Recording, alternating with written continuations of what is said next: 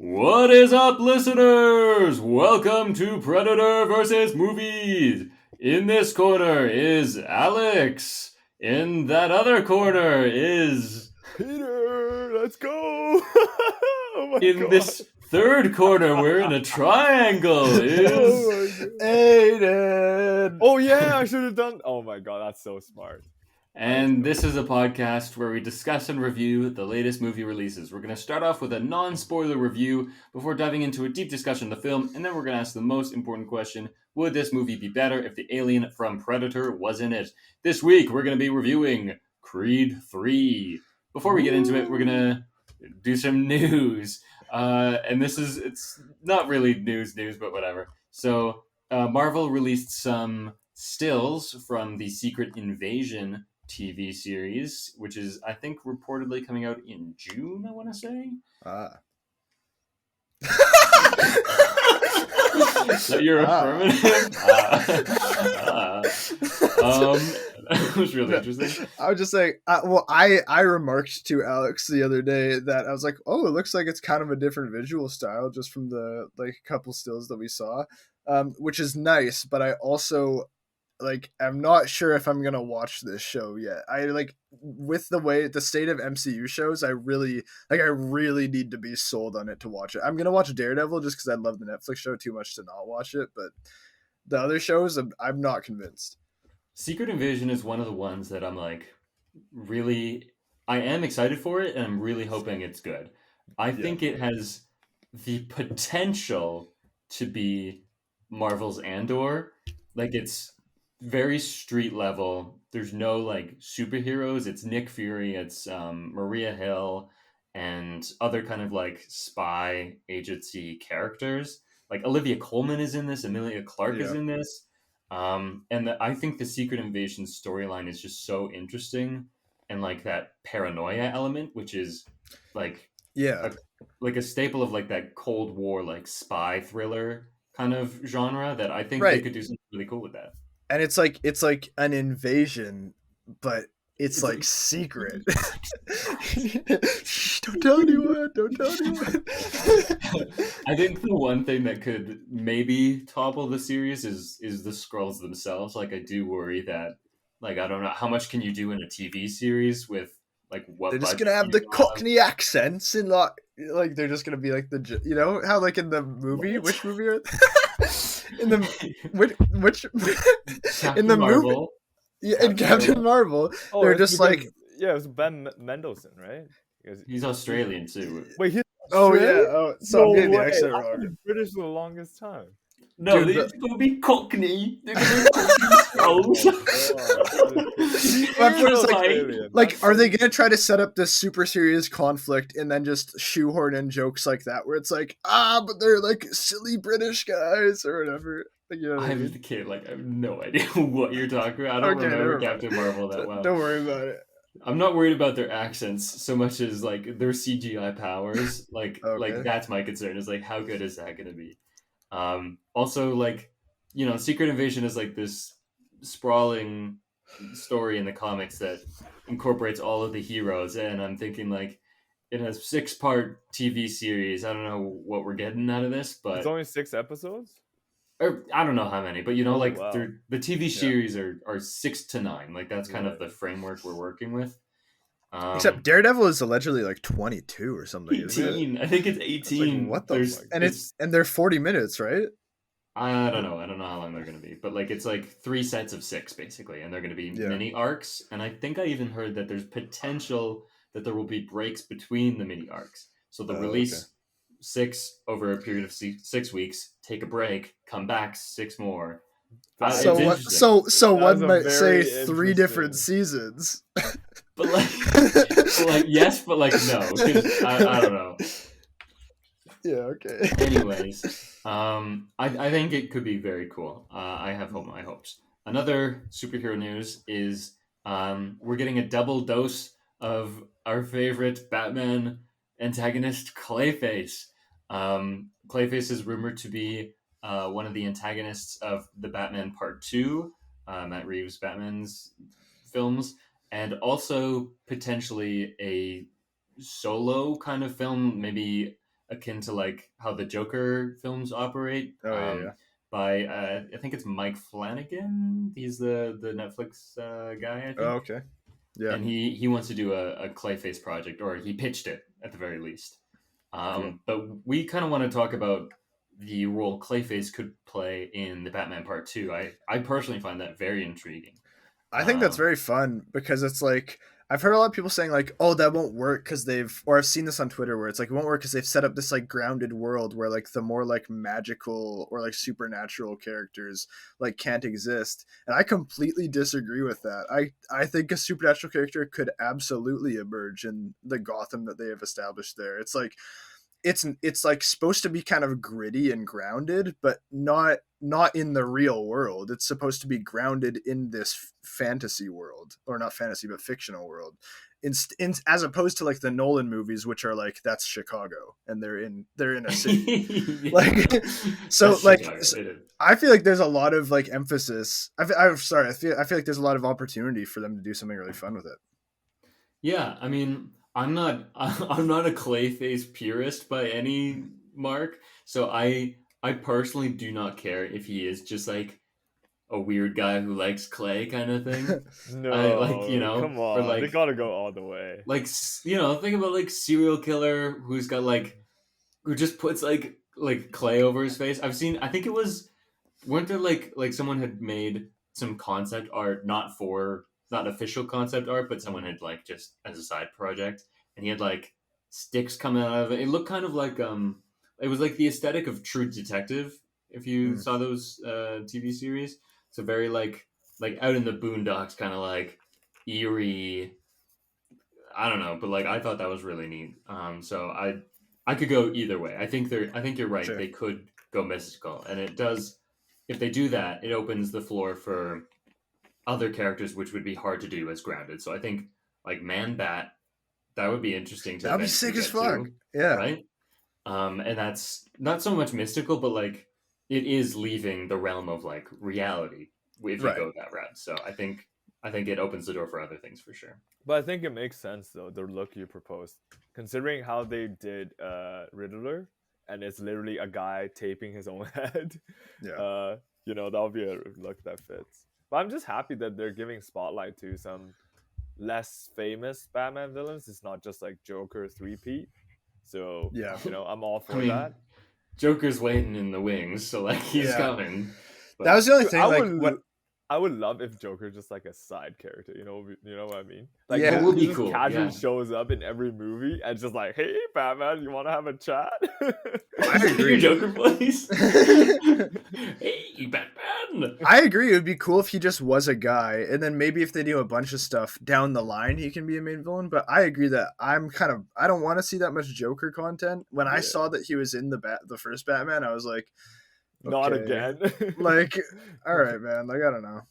I think he should have he was supposed to play the Hannibal Lecter role in just like in Silence of the Lamb. Like he's not the main antagonist, but he's just always like in prison and kind of like teasing our main character who's also a detective. Like there were so many parallels. And Yeah. I think that would be a really neat angle. So I'm kind of sad that they cut that from the Batman because they released that Extended. the extended scene Yeah. that they had cut with the Joker, and that it was a cool scene. I think they should continue that idea, and I don't know. I don't really need more Joker either, so I don't need a film where he's the main bad guy. But I think he should exist in that universe. One thing that I saw coming up a lot is, and I personally agree, is I want to see Mr. Freeze. I think it's That'd be been a long time that we've seen a good adaptation. Actually, I think I don't know if you guys played the Arkham games, but Arkham Yes. games has a great adaptation of Mr. Freeze, and well, we don't need Arnold's silliness in the old Batman films, And I I also think with Matt Reeves in the helm, it can be a really interesting adaptation. So. they should take some notes from Lego Batman as well. That's a really good adaptation too. So, for Mr. Freeze? no, I don't know. I'm just fucking around. I was gonna say maybe I don't remember. Yeah, I don't remember played who was in it. I played all three. I had all three Lego Batmans. Oh yeah, The first That's really one I fun. think was probably the best. It gets a little Oh, I wild. thought you at the were movie. referring to the movie. Okay. Oh, there's a movie too. I forgot about Yeah. that. Yeah, It was actually Mhm. really funny. yeah, it was pretty The good. Lego Batman movie. Yeah. Yeah. Oh, yeah, You've with Will seen it. Arnett. Yeah, No, exactly. Yeah. you're right. You're Yeah, right. That is a good movie. That's a good Batman adaptation. We should Yeah. revisit that. Anyways, we're gonna head into the trailer park. Vroom, vroom. Thank you, Aiden. This week we got our first look and trailer at the new Wes Anderson film, Asteroid City. My God, I'm so excited. Okay. Before Yeah. this, I was like, I don't know, it's Wes Anderson. Like, I have no idea what it is, so whatever. But like, this trailer sold me. I mean, the visuals, it looks like it's a postcard. It's this like 50s alien paranoia, like the government Area 51. Love it. It is so like there's that one shot where like the aliens come down into the crater. I was like, oh yeah, we're Yeah. doing this. I'm so Yeah, it's like Don't Worry, Darling. I've not seen the film, so I can't comment. But yeah, maybe. it's not like Don't Worry, Darling. He's joking. Okay. But I do have something to say about the trailers. Now, I'm a big Wes Anderson fan. Some of my favorite movies is from Wes Anderson. Like I love Moonrise Kingdom, Grand Budapest, Rushmore. You know, so many of them, and I really love his visual style as well. But I found one thing very interesting is after I seen the trailer of Asteroid City, I was like, yo, this movie, like visually, looks fucking fantastic. But plot-wise, I'm not that invested. So I went back to watch the trailers for the Wes Anderson movies I enjoyed. And I was like, okay, the trailers really do undersell what the movie is. Like the movie is so much more fun and like vibrant than the trailer. That is my opinion. But I'm like, after that, I was like, okay, I'm still excited. Wes Anderson is still fantastic, and we're safe. So just want to put that out there. Yeah, I mean, my Same. reaction. Peter declares we're safe, guys. Don't worry about it. I just want to say, like, it's like you have like favorite directors, actors, all that. You just want them to do well, you know? Yeah. And then when I first saw the trailer, I was like, is he falling off? Hopefully not. I still really like him. But then after I seen the other trailer, I was like, okay, I'm capping. It's gonna be a great movie. There's nothing to worry about. Just gotta wait and watch it in theaters. So, Yeah, I'm not a huge Wes Anderson head myself. Like I've liked every Wes Anderson movie I've seen, but I just I guess I've never taken the dive. Like I haven't seen that many of them. Yeah. I do remember like the first one I ever saw was Fantastic Mr. Fox, and that was one of the first times where as a kid I was like, oh, movies can like look different. I was like, this is weird. It's weird. This movie like doesn't look like other movies. And so, but yeah, no, I'm really excited about the trailer. I think it looks great. Like oh my, how hard it must be to block some of those shots. Yeah, like get everyone like, oh my god. But, have you seen actually? And this is not even like Fantastic Mr. Fox is stop motion, so it's obviously very elaborate.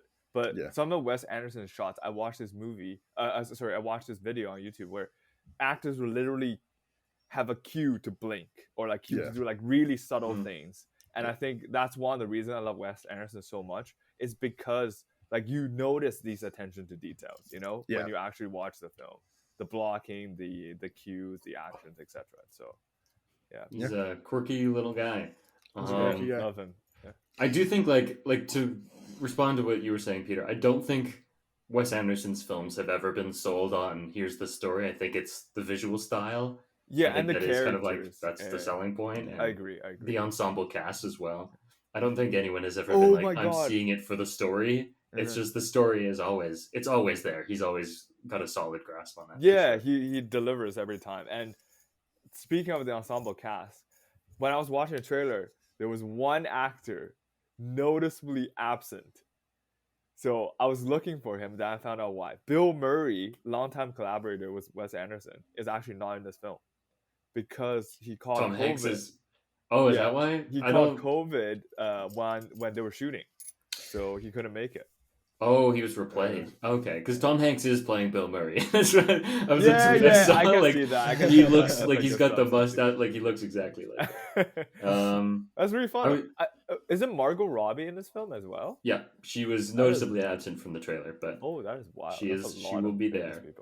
I do think it's interesting that people made a comment that Wes Anderson is like allergic to working with people of color, especially like women of color. Mm. There's almost none in this movie. I think Jeffrey Wright is maybe the only one, maybe, or one of like two, I think. So that is definitely a blind spot of his, but I think, yeah, I do think the cast is still otherwise like other than that unfortunate fact, it's stacked. There was another trailer we got for Paul Schrader's new film. It's a guy who journals. Yeah. Wait, remind me, who is Paul Schrader again? Why is he Paul famous? Schrader is a screenwriter and director. He wrote some very was famous he movies. First Reformed? Yep. So that's movie. What? That's like 2017, He wrote Taxi I think. Driver. Yeah, thank you. That was his most like famous thing. He wrote Taxi Driver, as well as maybe some other Scorsese films. But as far as directing goes, he's kind of created this trilogy: First Reformed from 2017, The Card Counter from 2021, I want to say, and this new one, Master Gardener. And they're all films where man is troubled, journals, does some bad things. Oh my god! Basically, and they're all like, dude had a former life as like violent and is trying to not be that anymore. So he's either a church guy, a card counter, or like a guy who plays cards, or a gardener. And so this one, I think, I'm forgetting his name. The guy, Joel Edgerton. Joel Edgerton. I think he's a neo-Nazi. I think was what I heard. Oh, and wow. He's. I think that's what I had read. I'll double check, but and so he's moonlighting, I guess, as a gardener. And it's not moonlighting. He's moved on, and he's has his friendship with a child. But as one does. That's what it is. But it looks great. I'm very excited for this. I don't know if I've ever seen a Paul Schrader film, to be frank with you. I've not seen First Reformed or Card Counter. And I think I've only seen half of Taxi Driver. So really? I don't think I've ever... I've seen all of the ones you just listed. And those aren't, by far, those aren't the only things he's done. I think he did American Gigolo. There's a couple other films he's directed. I did just check. It was, I think, a Vanity Fair piece about the movie. The headline is, "In Master Gardener, Paul Schrader delves into white supremacy." So that seems to stand by with what I was indicating about the movie. I do think First Reformed is like a masterpiece. So I think you should definitely go see that. There's one guy in our film class who who I always think of instantly. yeah. He had recommended it, and that's why I saw it. And I was like, oh yeah. This shit rocks. Wait, why are you so excited about this film, though? If it's literally just guy trouble, journals, and sort of goes back to his past. Well, you could describe any movie like that. Yeah, yes, Paul Schrader has gotten into a bit of a holding pattern of making the same movie with different book cover kind of thing. Yeah, but Paul Schrader makes great movies. If they're a little similar, I don't really mind. I do think I didn't care for the Card Counter, but that doesn't mean I won't like this next one, right? I kind of try to evaluate the movie on its own, and the fact that every main character is the same guy basically is just funny to me. It's not so much it's not so much a critique. He's got his guy, that's the guy Paul Schrader. No, that's fair. Whatever. And the trailer literally starts with him, I think, journaling, right? Yeah. Beside the lamp. Yeah. Anyways, we watched a movie this week, didn't we? We sure Aiden? did. Oh yeah, we sure did. We watched the movie called Creed 3. So I'll get into some movie info. It was the directorial debut of Michael B. Jordan, and it was written by Keegan Coogler. Oh, I wonder if there's any relation. Keenan Coogler, Zach Balin, story by Ryan Coogler and them. What does it say, Alex? What? The story is by Ryan Coogler and the guys who wrote the screenplay. That's who that is. shorthand instead of writing the same names again. Jesus. Okay, it's starring Michael B. Jordan, Tessa Thompson, Jonathan Majors, Wood Harris, Mila Davis Kent, Florian Montianu, Felicia Rashad, DOP, Kramer Morgenthau. Runtime 1 hour 56 minutes. Budget 75 million. And box office as of now 249.5 million. Why are you talking like that? Yeah, why are you Stop. talking like that? Oh my god. Thank you, I guess. So that's the movie info. That's the movie info. Before we get into it, there's a bit of a touchy subject, an elephant in the room, I suppose, that we do just want to very, very briefly touch on before moving on with our podcast. So recently, Jonathan Majors has been accused of domestic abuse allegations, and we just want to say that we hope that the victim, the woman, is okay, and maybe just like don't take what is being said at face value. I know certain things have been happening, things were recanted. Jonathan Majors was released on bail, and some text messages were released, but I think you have to look a little deeper than surface level at what is happening. So just be aware is all I'm saying, listeners. Don't be quick to turn on potential victims of abuse, especially considering how hard it is to come forward. Yeah, and just like remember that the system upholds the wealthy, and it's a patriarchal system that supports men above women. So, yeah. Anyways, let's play our little game. So there's an internet website called Metacritic, an internet website. I always do this, and they give an average score out of 100 based on the reviews of just critics. And so we're going to guess where Creed 3 lands in that metric. If it gets 60 or above, it's green. If it gets 80 or above, it's labeled a must-see. If it's like 60 to 45, let's say, it's yellow. And if it's below that, it's red. So we have a wheel of names that I forgot to fill out. Let's go. No wheel. Moment. Wheelie. Okay, we're spinning. We're spinning. We're spinning on it. Hey. And oh, you motherfucker! What? You going first? No. Now it's what? That was really strange. I think it's you, Aiden. But now it's just like slowly spinning, so like it didn't stop, but it was definitely landing on you, and now it's just like not stopping. Anyways, okay. So it is you though. Okay, cool. I think I'm thinking 70s. Thinking 70s. That's where I'm lying right now. I really don't know. I know that I remember seeing that critics liked this one a decent amount. But I don't really know. I don't really know, to be honest with you. Stop stalling.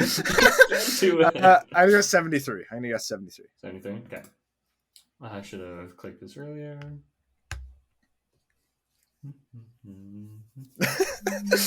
Peter, it's your turn. Okay. This is difficult because I think lot of people like this movie. I remember it got a fresh on Rotten Tomatoes. That it did. You got 73. Sure did. I think it's a little really lower. Taking our time on this one. I think it's a little lower. I'll guess 70. Okay. 73. Okay. You're gonna split us down the middle like you have a sword. What? Oh man, you guys have made my life tough. Hey, are you okay? I'm fine. Yeah, I didn't. Did you chuck a can of Red Bull before this or something? Nope. Both of you are being really weird today. I'm gonna just go with what I was guessing, which is 75. I think Okay, that's where it's going to land. That doesn't sure. necessarily reflect how I feel about this Oh, movie. that puts me in a good position. It does. I know. I'm not playing the game. I don't. That I protects played. me, I play to win. I don't play to guess what I. and I do both. You know. You do. You do. Motherfucker. I'm gonna have to do the Roman numerals, aren't I? Metacritic, if you're listening, I hate you because they're very specific about their search bar. There we go. Mm. Okay, interesting. I think Uh, if I recall correctly, Aiden wins okay. on the money. 73 was the Holy exact shit! correct score. That's two in a row, right? I'm so good. That's 2 for 2. And I think that means I'm next and Peter loses by 1. I think you were 1 further away than I was. Mm. But first off, Aiden, what did you think about this movie? Non spoilers. Yeah, I liked it. Liked it a lot actually. I had a good time watching it. 73 is like that's right around where I'd put this movie. I think I'd give it about 3. I haven't rated it on Letterboxd yet, but I think I'd give it about 3.5 stars. And that's just like from an enjoyment thing for the most part. Like I just, when what is like the contract of a Creed movie, and it's that you want to see some fun boxing, and you want to see pa pa pa, and you want to be brought up and have your emotions like sensationalized and everything, and then you want that all to come through in a big fight. And for me, this movie like delivered pretty well on that. I like the fight. I like that it's definitely a different directorial approach than the first Creed movie, and I don't think it's not quite as polished. It's not as good as Ryan Coogler's, but I actually think this is a pretty good debut in a lot of ways for Michael B. Jordan.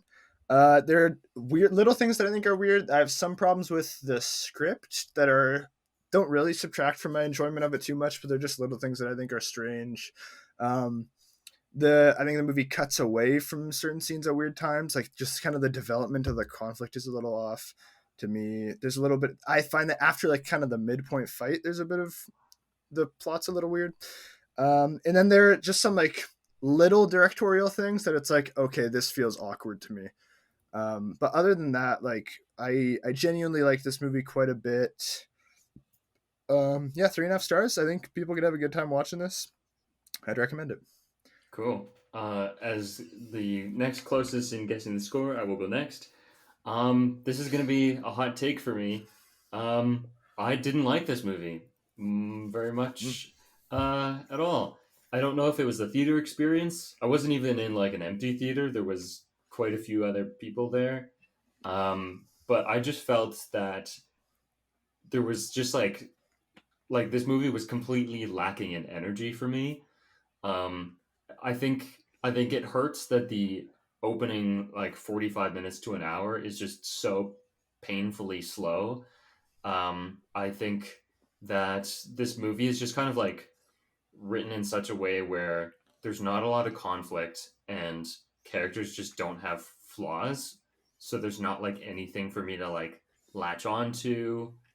Um, I think yeah, I think the visual direction was very interesting by Michael B. Jordan, but I think as far as like directing actors goes, I think that was really lacking for me. I just found like every scene like needed something. There needed to be some kind of like intensity, and there just never was. It felt like the whole movie was like just I like when I say quiet, I don't mean the fact that like a lot of it is just like sign language.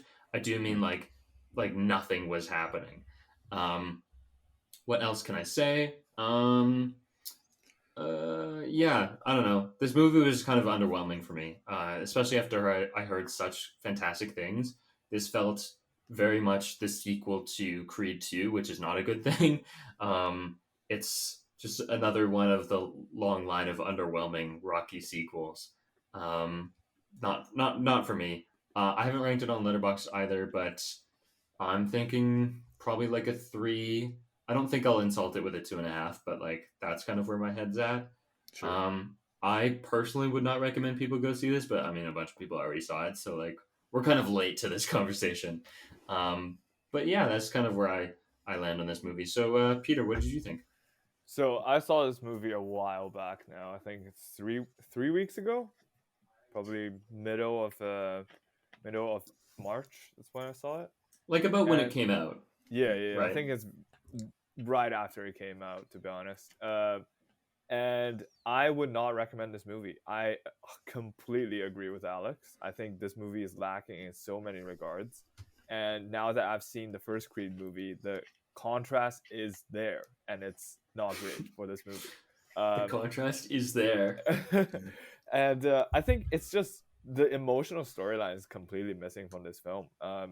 Like, like I think what's great about Creed is that it makes you think about boxers as humans and makes you think about them outside the ring as much as the inside the ring. So it delivers really great in the ring action sequences just as well as how characters deal with their trauma, deal with their internal conflict outside of the ring, which I think it's uh, such a great thing to have to sort of relate to boxers not just as superheroes that you see in the ring, but as real people. And I think this movie didn't do any of that. There's a minimum character journey for our main character Creed, and Damien and Creed's conflict felt like it's set up and hyped up so much throughout the movie and just did not get a satisfying ending, in my opinion. So I rated it 3 out of 5 on Letterboxd, and I agree. I don't think you should go see this. I think like if you're a fan of the previous Creed movies, like the boxing scenes are still there. Like the punches feel real, the punches feel powerful, physical. If anything, like the action sequences have improved, but since the majority of the movie takes place outside the ring, the overall movie is a downgrade compared to the first Creed one.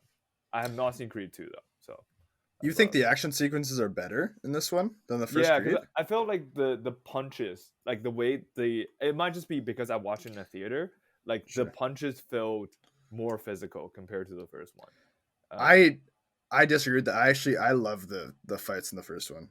I think me that too. I actually like them in this movie, but I think they're a bit of a step down from the first movie. Yeah, I think this movie, like atmosphere has always been there for Creed, but like the punches, I don't know, it might just be the way the theater experience drives the sound. Sure. So it might just be louder compared to Yeah. watching a movie at home, but the punches felt more real to me in this one.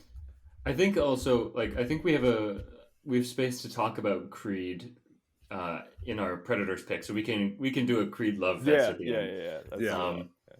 But right now we have a spoiler warning. yes. Pew pew pew pew pew pew. Wee woo wee woo. No. It's pew, pew, pew, pew, pew, pew, pew, pew, pew, pew, pew. Yeah. Wait, what is Oh, that? that reminds me, dude. That reminds me. One of the things I loved about the first Creed so much is how they had that musical motif, but it wasn't like overbearing. And it's oh my god, dude. The first Creed is so good. It's so good. Is that the Creed theme? No, it's the Rocky theme. Oh, Bro, I haven't seen anything. I'm seen now the resident Rocky like master because I've seen almost all of them. Yeah. I think I'm just missing on 2 now. I haven't seen Rocky 5 or 6, and I will never watch 5 because I've heard it's. Is 6 the one that's called Rocky Balboa? I think that's is. Rocky. Yeah. Yeah. Also, I learned today because I looked it up. The Stitch character, the guy who's like the doctor, The old guy, yeah. The old guy. That was his first movie. Is Rocky Balboa. Because I was like, I've seen this guy in every movie, and he just does nothing. And so I was like, how long has he been around? Just being like, yeah, bro, someone needs to be there to stitch up the champ. You know what I mean? Got to do it. He's a real guy. Not only is he a real person, but also he's a real like boxing figure. So he's not an actor. He's that's crazy. That's what he does. Oh yeah. I'm not sure if he is a Stitch in real life or if he's a boxer, but like he's in that world for sure. Peter, as the loser of Predacritic, you are doing the synopsis. I got you, man. You have 2 minutes. Are you ready? Let's get it. Okay, here we go. So I will do this in chronological order instead of the yes. Yeah. Thank you. As we were all hoping for. Are you ready? Yeah. Okay, 3, 2, 1, go. So when Cree was a kid, he was in foster homes, and he had this friend named Damien, and he was sort of like Damien's water boy. He was like there to cheer Damien on, but then they bumped into like a care home bully that used to be around Creed, and then Creed lost his temper and beat him up. And then during the fight, obviously like the care home guy had his friends beating up Creed. Damien put out a gun and got arrested, and it was put away for a very long time. And he finally returns in this movie after Creed announced his retirement after winning like another tournament. So he and Creed caught up, and then Creed sort of introduces him to the gym. He's in the gym training, and then decide to participate in a fight. Then like it's obvious from the get go that he fights dirty, he fights hard, but he is sort of like a good boxer. And then he actually sort of injures a boxer that's supposed to fight one of Creed's gym's next up and coming boxer, and so he disrupts that fight and puts him on the spot to fight the next up and coming boxer instead, and wins that fight, and then calls out Creed to challenge him for the title.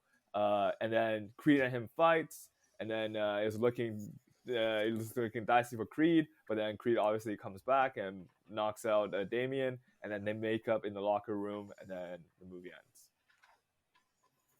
I think that's about it. I mean, I guess I cut the family plot, which is the mom. The mom has been suffering strokes, and eventually she died because of the stroke, and also because there's also this side plot about her hiding Damien's letter to Creed all these years, and eventually when Creed confronted her, they were both very upset, and then she died shortly after that confrontation. Yeah.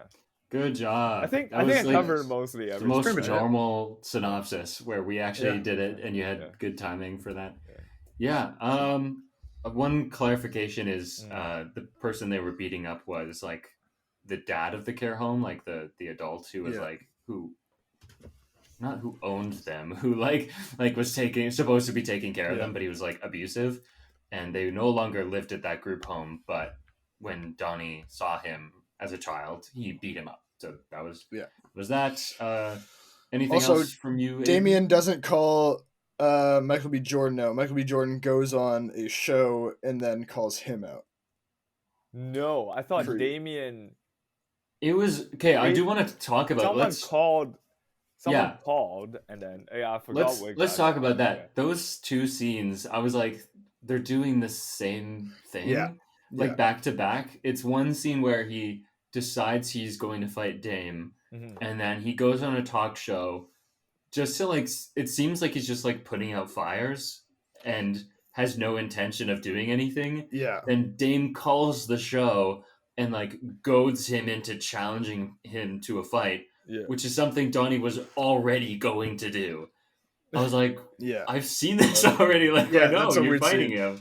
And I mean, we're kind of jumping ahead. I don't know if we want to hop in already, but I have a point that is like exactly regarding that. So like, I don't know do we want to just like hop into it? Sure, let's just hop into it. Sure. We're here. Let's go. Hey. So that's my point about Creed's inaction, and it basically like that comes from. We have this fight that's like somewhat around like the midpoint of the movie, and it's between Damien and Felix. And Felix, Damien and Felix, and Damien wins.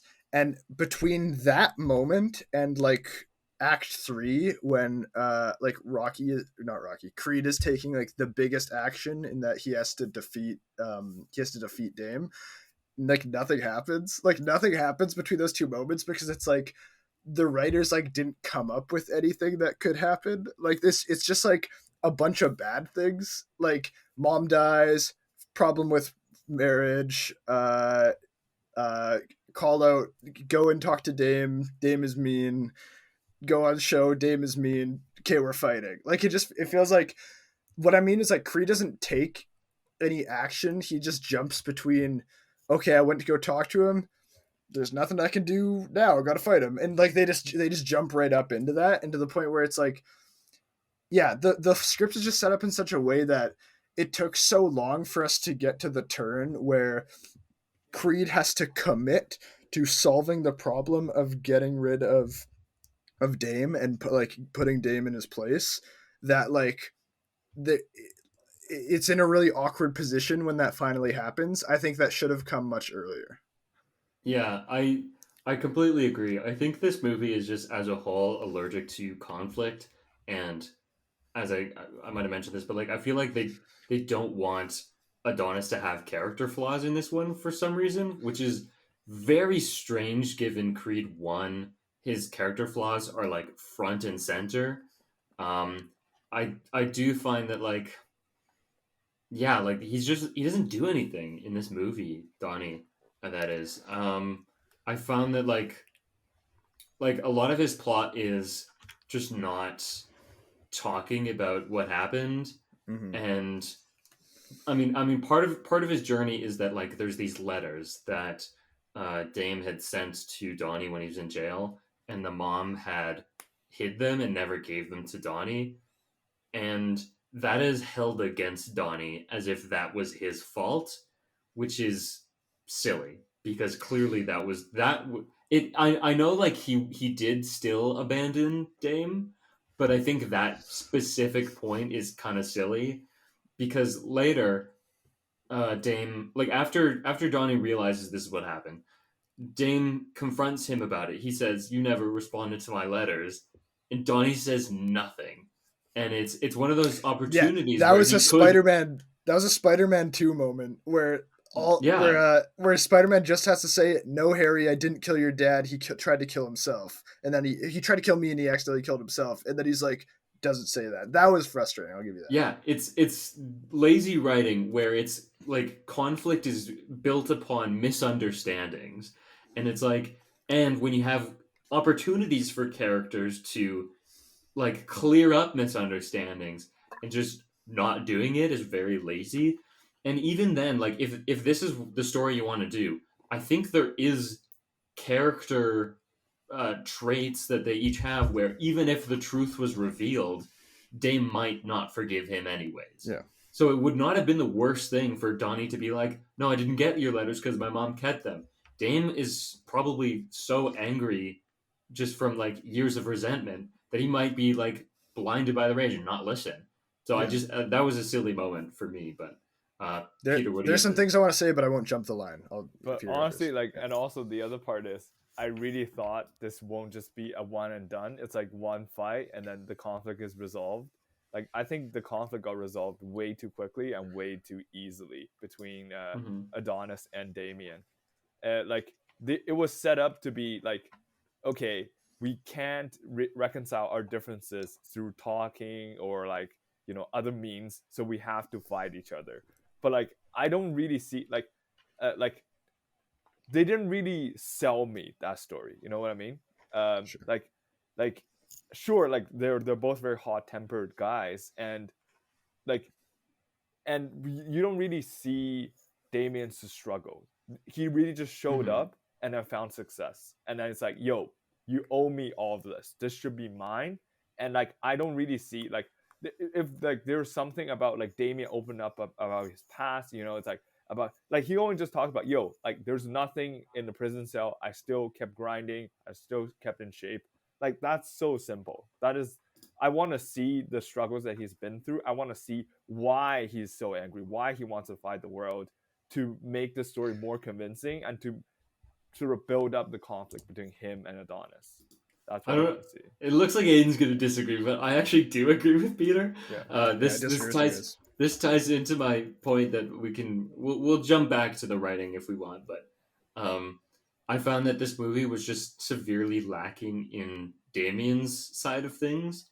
I think that this movie could have taken a page out of Rocky 3, funny enough, where new opponent shows up, Clubber Lang, played by Mr. T, and he is presented as the new underdog. He is like Rocky was all those years ago, and he shows that he kind of upsets the balance because he says like, you know, the main character in this case it's Creed has gotten soft because he's living this like wealthy life, and you don't know how hard it was in jail and stuff like that. So I do think that like that perspective from Dame would have been really beneficial to kind of understand why he operates the way he does.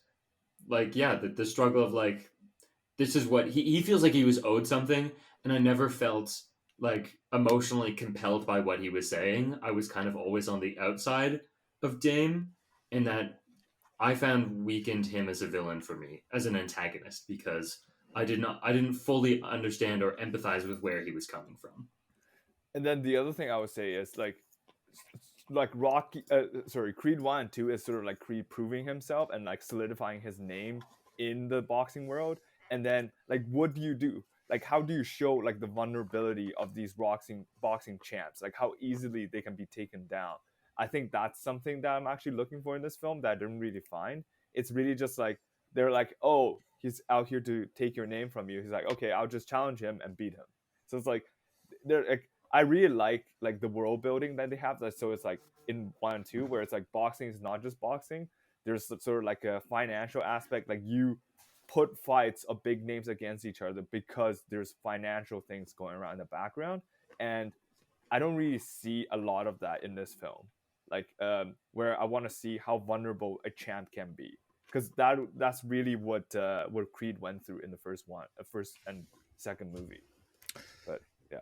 Yeah, I'll respond to it. I disagree with a lot of what you guys just said. I think like there are a couple times where you guys said like, yeah, I didn't see this thing, and there's like a specific scene where that literally happens. Like the thing you said where it's like, oh, like we didn't see the side of it where like they're trying to sell the fight and they're trying to spin it. There's a scene where they describe it and they're like, yeah, yes. And it's like that happens, you can say it's a bit of a stretch, sure, but it's a stretch at all of them. Like in Creed 1, it's a stretch that they would put him again. That Creed would fight at this fight, sure, there's enough there that you're like okay, but yeah. Sorry, do you have anything like within that? Like, yeah, I agree, and I think like what I'm referring to mostly, it's about like literally, if you're a boxing champion, if you got knocked out, it doesn't matter what your record is. Like the title passes on to the next person. I want to see like how fragile or like vulnerable the champions are, and also like how much they need to work to sort of defend that. But I agree though. Like they definitely show like the how they're trying to spin it, how they're trying to make Damien, who's literally a nobody, a narrative for him so he can participate in this fight and also generate money, right? So I agree. I do agree that it would have been interesting if they leaned a bit into like, does Michael B. Jordan feel a little bit of like fragility around like does he have to prove himself again? It's like There's a little bit of that sprinkled. Yeah. There's little bit of that sprinkled in the movie, particularly with the arc of Tessa Thompson's character, actually, where it's like she's locked out of her kingdom and like how does that affect her? And I feel like they were trying to set up for an idea where she and Creed relate on that level, but I didn't really come through. I will say I really disagree that. So, okay, Alex, you were saying that Dame, you don't feel like his motivation is not his motivation, but you don't feel like there's enough there fleshed out to. Yeah, I can really specify what I mean. I know why Dame is doing what he's doing. Sure. Like from my intellectual understanding of it is there. It's in the movie. It's explained. There are scenes. It's the emotional investment that didn't work for me. I never felt that push and pull on that level. I do think that the movie explains away why. He says, "You're living my life," but I think it's the images we see is where it was lacking. It was if I were doing this, I would have shown XYZ to kind of like convey that emotional sense of it. I do think like, okay, no, there. Peter, I have to keep going though. I have to keep going, Peter. Yeah. So I don't know, like what would you have shown him in prison? Like, yeah, for one, yeah.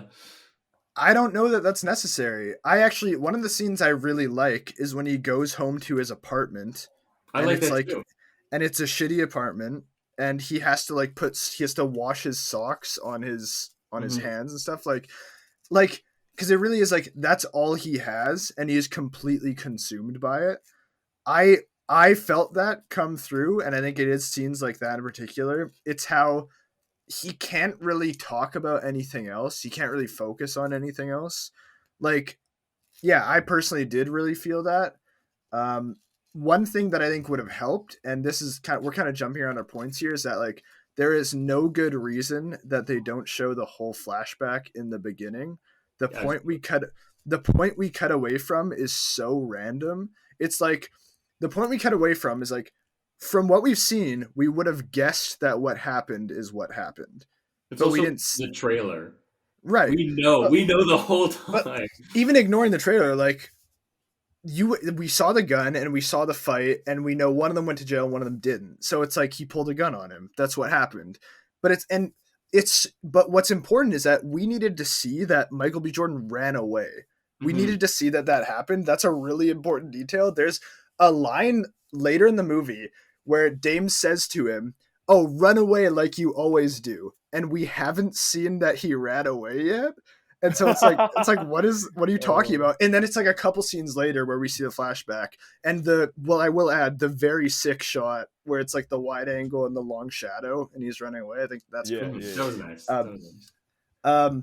Dude, it's almost like the beginning of Ant-Man and the Wasp: Quantumania, where they showed half the flashback.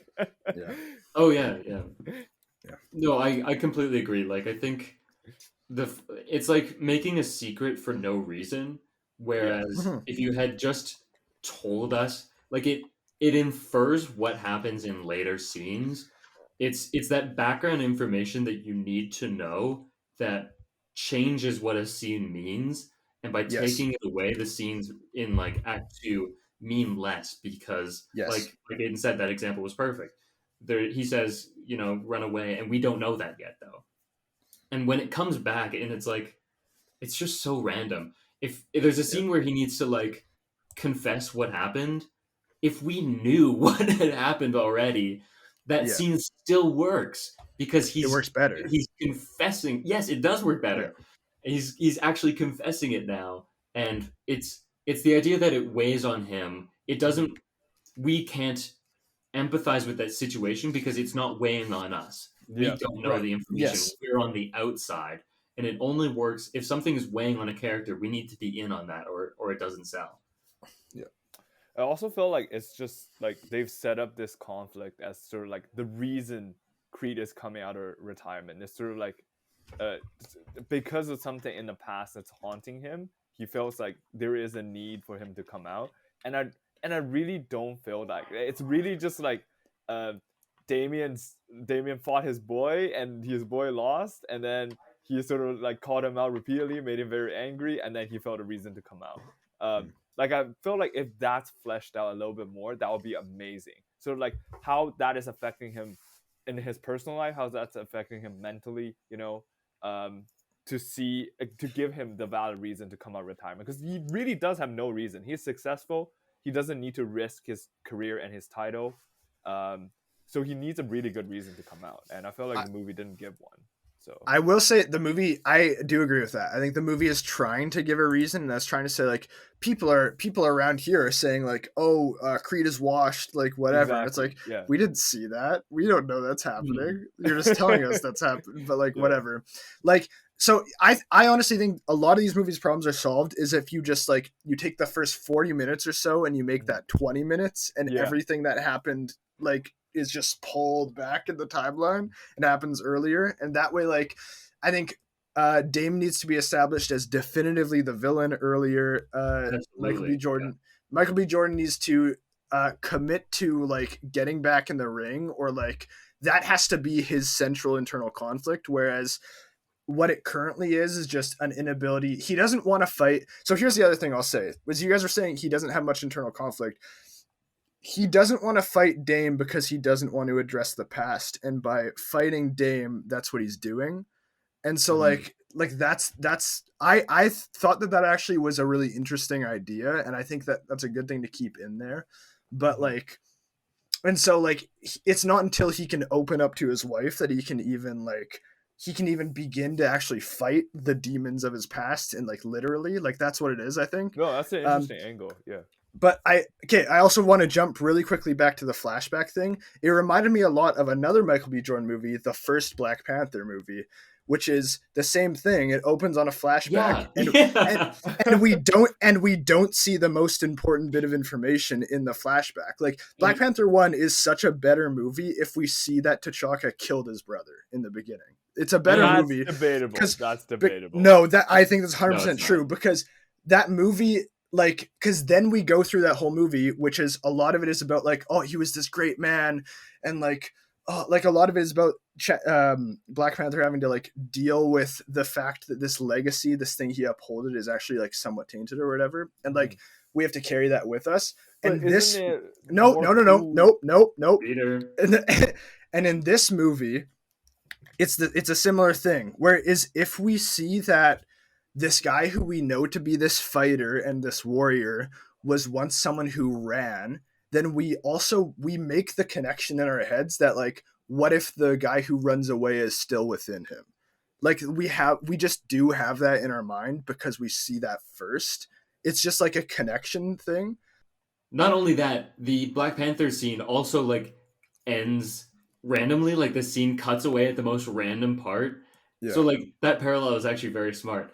I watched a YouTube video not too long ago that was examining this as a wider Marvel problem. They do this all the time. So their example was actually Shang-Chi.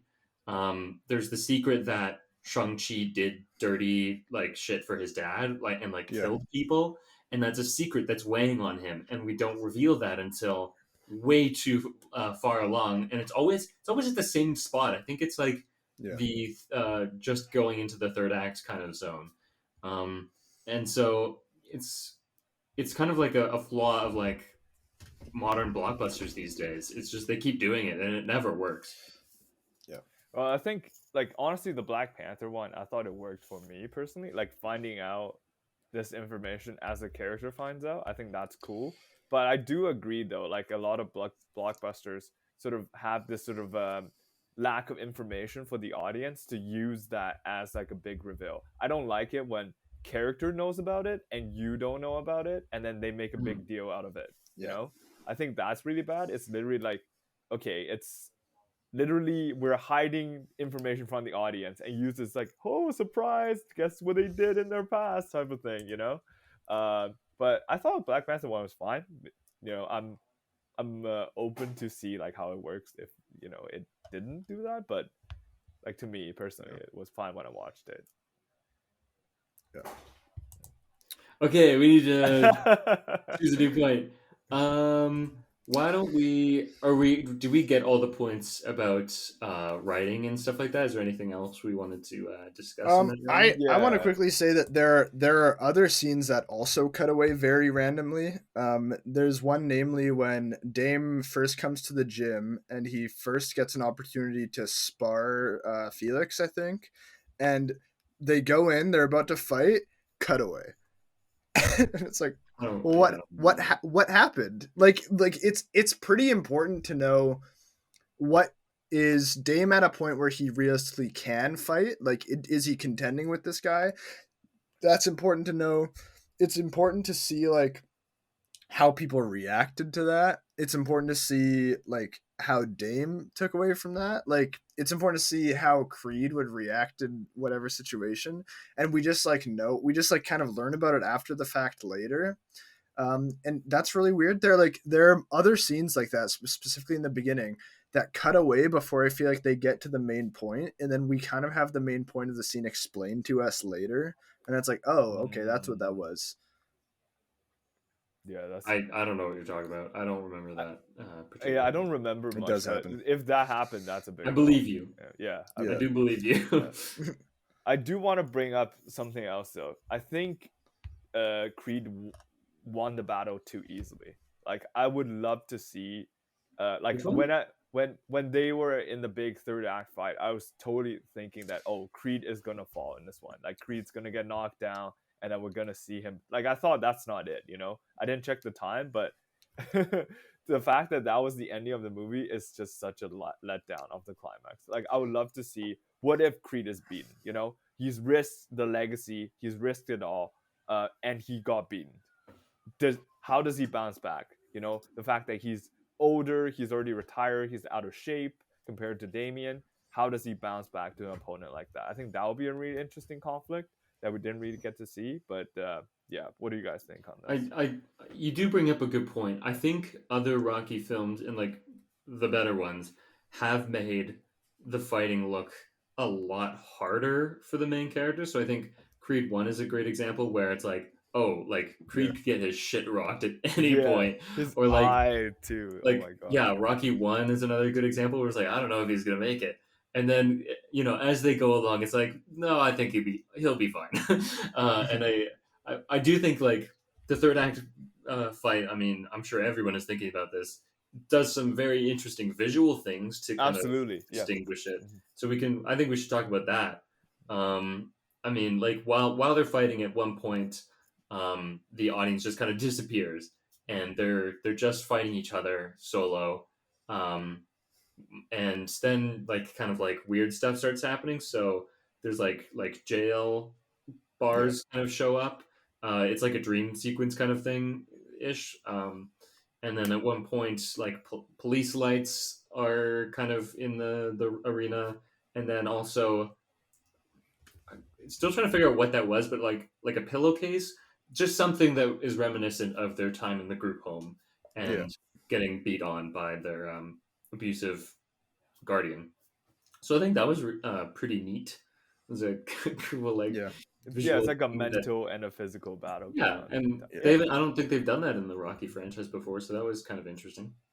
I thought that was interesting too, and I really liked how I really liked how when it cuts away we're in round 12. Like Hmm. that's like a nice detail, that like the idea that like it's just been this constant like trading of blows, and this idea like, yeah, like the whole fight is gone like this, and I think that's really interesting. I kind of do agree with Peter though that like I think the fight is missing a beat where like Michael B. Jordan is Creed is like almost going to lose, like super close to losing, and then he comes back. Like it's just, I was also waiting for that, and when he hits the final punch, it's like, okay, but he wasn't. And then Like he's like that's not that it. he's not Yeah. that scathed. Like Yeah. you were saying, like in the first Creed, it's like it feels like he's gonna die. like he gets so Yeah. bad, he gets so badly beaten up that it's actually crazy. And so does the other guy. So does the guy he's fighting. Hmm. Um, whereas they're both like kind of fine after, and then even after the fight, he's just like running around in the ring with his daughter. And it's like, oh, I don't know. Like I would have liked for that to be a little bit harder for you. Yeah, and also that's why I was saying like this movie felt like a superhero movie. Like Creed's not gonna lose as soon Yeah. as like he stepped in a ring like that, and like that just takes like that's one of the reasons I think Creed 1 is so great. It's like, okay, you have this rookie literally been to one pro fight, and he's taking on this like massive challenger. The only reason he's there is because they think he's a for sure like an easy win. How is he going to prove himself? Is he going to win? And then eventually coming to this result where it's like, if he had 10 more seconds, he probably could have won the fight, but eventually he lost because on points. The pretty guy did better. Ricky Pretty, I think that's his name is. Ricky Ricky Collin. Pretty. Ricky Collin. Like I like that. Like we are not supposed to know the results of these fights. Like it. The whole like the one thing that's missing in this movie is the suspense. Like, will Creed win? Like, is Sure. he gonna defeat Damien? And like I felt like that's missing in the third act fight. I did not feel. I just like, oh, when it went in there, I was like, okay, he's probably gonna win. No way Creed loses. And it's missing a lot of excitement because of that. Yeah. Here's a question. Just I don't know. I'm just thinking about this randomly. Like, Yeah. should Creed have won? I don't know. I Like, think it's I wanted Creed to win. Like I think yeah. that's No. fine. Mhm. And like, yeah, I think it actually like, again, I think there actually is an important plot point, or an interesting plot point there, where Dame can't listen to him. Dame is so consumed by Yeah. wanting to fight the world, and he's so angry at everything. Like this concept of this, like it's like a thematic idea of how do you solve a problem? Like how do you solve interpersonal conflict? Like when do you use different methods? What's the difference between fighting and violence? Like there actually are interesting ideas that just aren't teased out enough in this.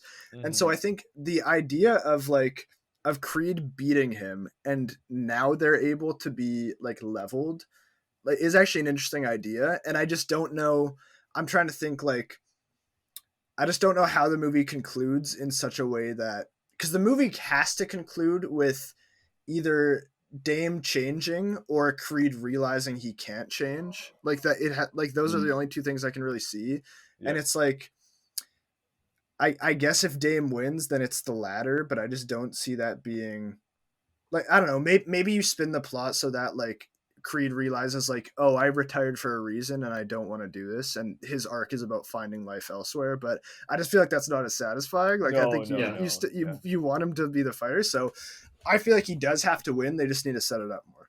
And I would love, like, the reason why I think Creed should have fallen down at least once, you know, it will be absolutely fair. It's like Creed fallen down once, and then they challenge Damien to a fight again, and then he wins that one. I think that would be a great way to resolve that conflict. It's like, because I really want Creed to sort of reflect on, it's like, why did I get back into this ring in the first place? You know, is it worth for me to challenge my legacy? You know, So I think that's missing. So no, I agree with you. I think they should have had a fight earlier in the movie, and that's what I mean. Agreed. Where it's like, and that's what I mean. It goes into the thing I was already saying, where like the Dame Felix fight needs to be earlier so that we can have a Dame Creed fight doesn't necessarily have to be on like the big stage, but it has to be like public enough that a sparring match, right? Like, and so like something like that, yeah.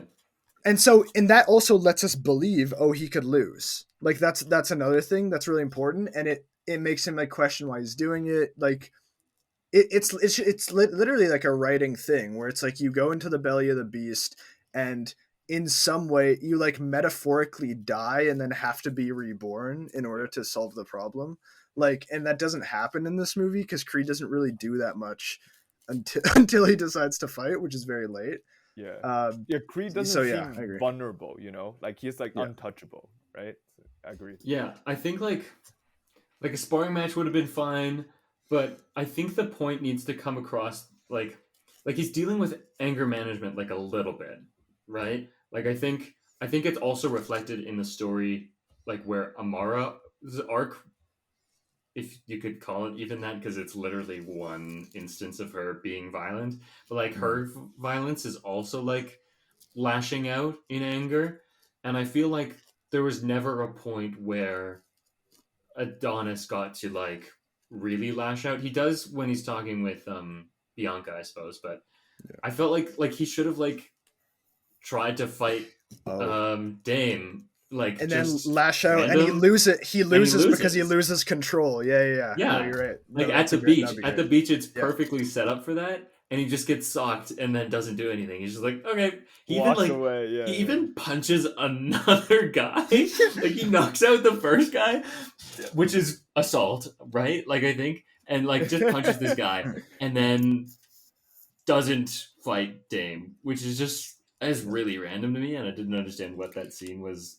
Like why they didn't do that. That's weird. A really weird scene. Yeah, that's also a scene where like when we can get into this later, but like there's a blocking thing that's weird where it's like he goes up, walks away, goes back to the same spot, walks away, and like the characters like they don't really shift. Like it's just like character A is standing still, character B enters the scene, back and forth, character B leaves. And it's just a little weird. Like I feel like a scene like that needs to be different. And then he stays on the ground for so long. Like Creed doesn't stand for so long. After he's punched, yeah, and it like we'll get into the blocking, but yeah, there are a lot of scenes like that where I'm like, that's a little off. Yeah, no, let's talk about that. So Michael B. Jordan is coming to this movie as a first-time director, and I think he really tries to prove himself with the visuals. And there's lots of like the anime influence, and I think we can maybe sidetrack that for now and we can get into that. Yeah.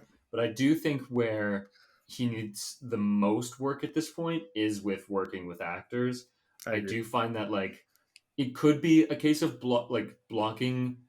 I think blocking plays a large part in it, but I do find that a huge portion of the scenes of this movie are just like lacking in energy. I found that characters were just kind of like it felt more like muted, almost like a different style of filmmaking, kind of not transcendental, but like, you know, like that's an extreme version of it. Yeah. Transcendental is like Paul Schrader. So a Yeah. movie where people react to things by literally doing like their faces don't actually react. So like getting towards that where yeah, I just found like scenes were like boring. But you And were talking about the characters, right? Not the environment. What are you? yeah, like I don't think I had a problem with like where the scenes were set. It was more like, you know, characters are talking and the energy of a scene needs to build. Mhm. And Yeah. I felt that most scenes did not do that. They all just Sure. kind of plateaued and never, when I say energy, that's like volume, that's physical actions, that's emotions. And I felt like most scenes did not get like an emotional rise out of me Oh or the yeah. Mhm. characters. Sure. Um, Yeah. just kind of rambling at this point. No, I genuinely agree with that. I don't know if I'd define it as energy more or less. I just think a lot of the characters feel unmotivated in the scenes. And I think Creed in particular, like one of the things that I was let down by where I think Michael B. Jordan was struggling to divide between acting and directing a little bit here because there are Yeah. a lot of scenes where like he is not performing super well and his character feels very unmotivated in the scene. Like and there are a lot of scenes where characters are just saying things and it feels like no one put any subtext under what they're saying. Like they're just Yeah.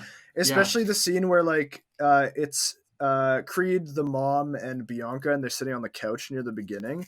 And there's the first part of that scene, they're just kind of saying things to each other, and it feels like they're just saying things until we can get to the point of the scene. Until like instead of like you said, building up the energy, like coming into the scene where each character has a motivation and a goal and Hmm. those goals are clashing and because of it it leads to this break.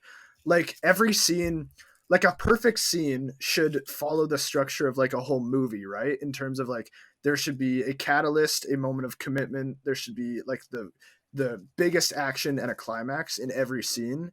And a lot of the scenes are just like that happened. And I don't think it does the movie much favors. I agree with you.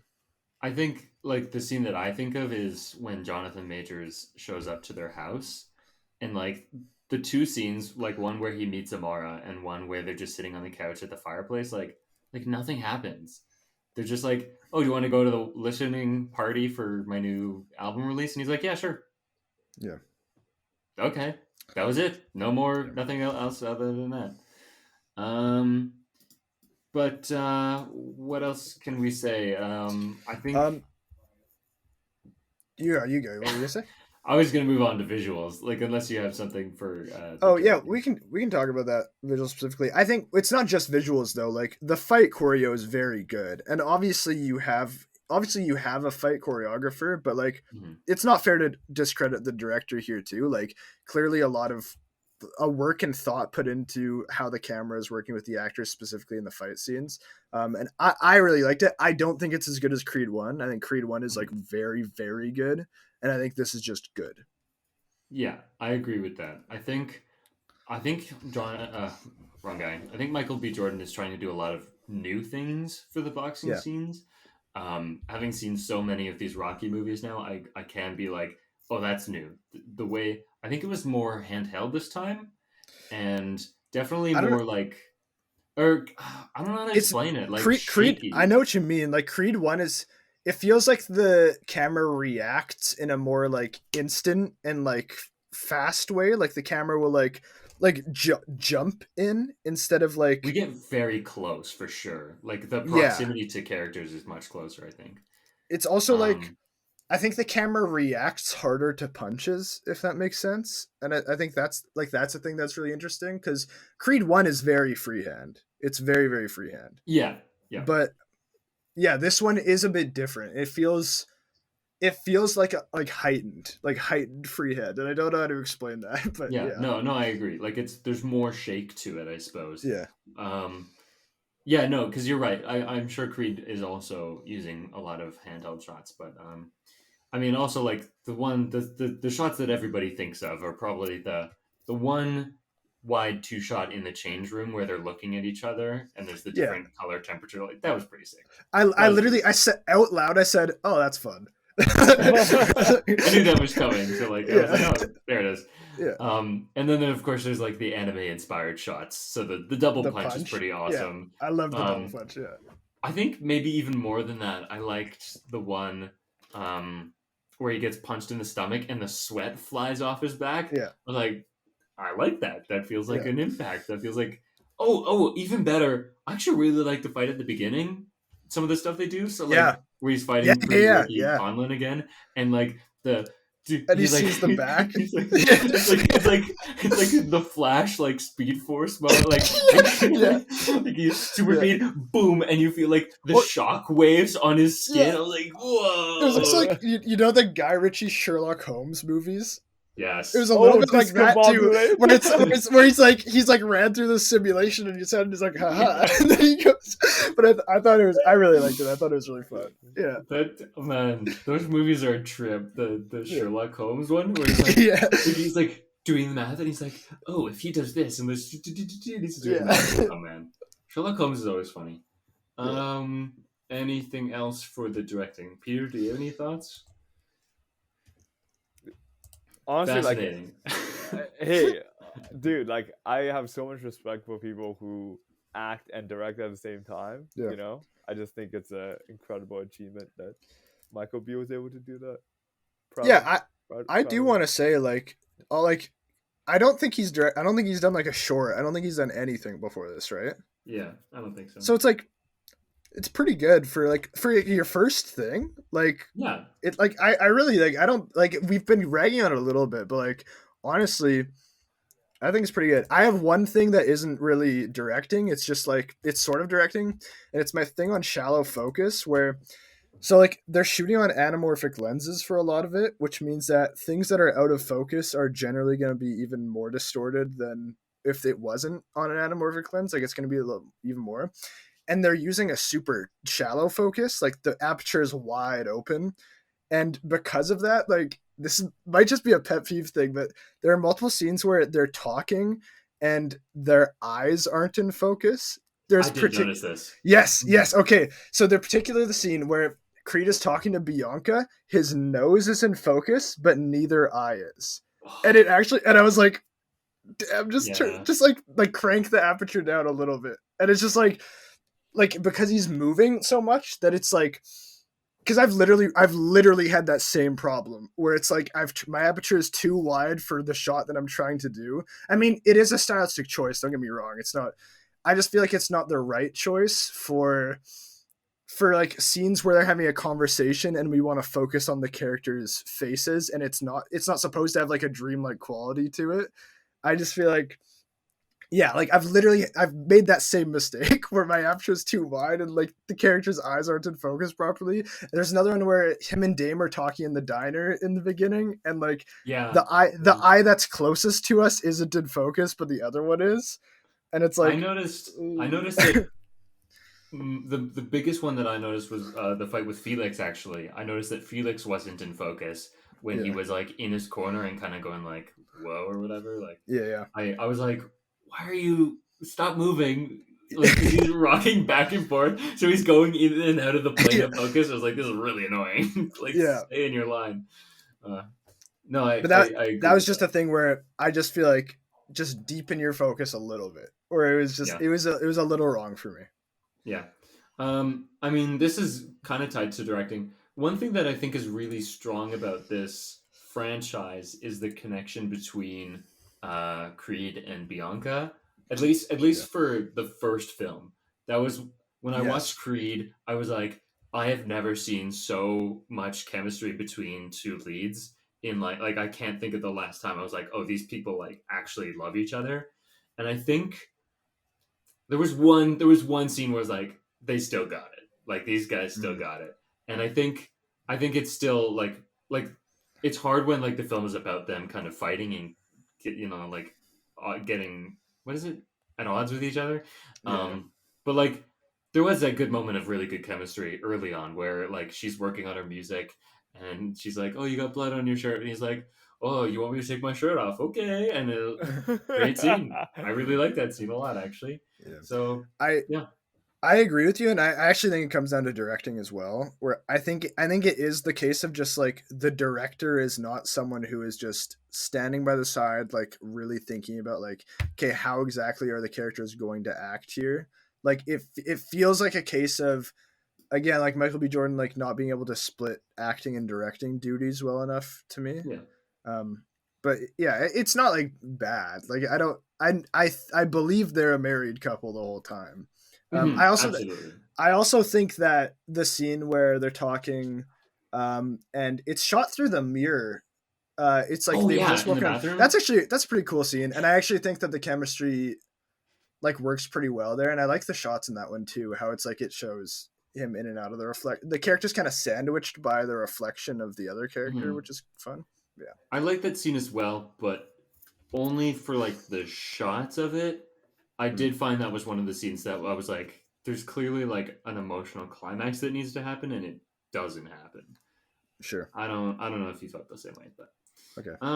why don't we talk about, while we're on the subject of family, we introduce not exactly a new character because she is born in the second movie, but Amara is pretty well a new character in this film.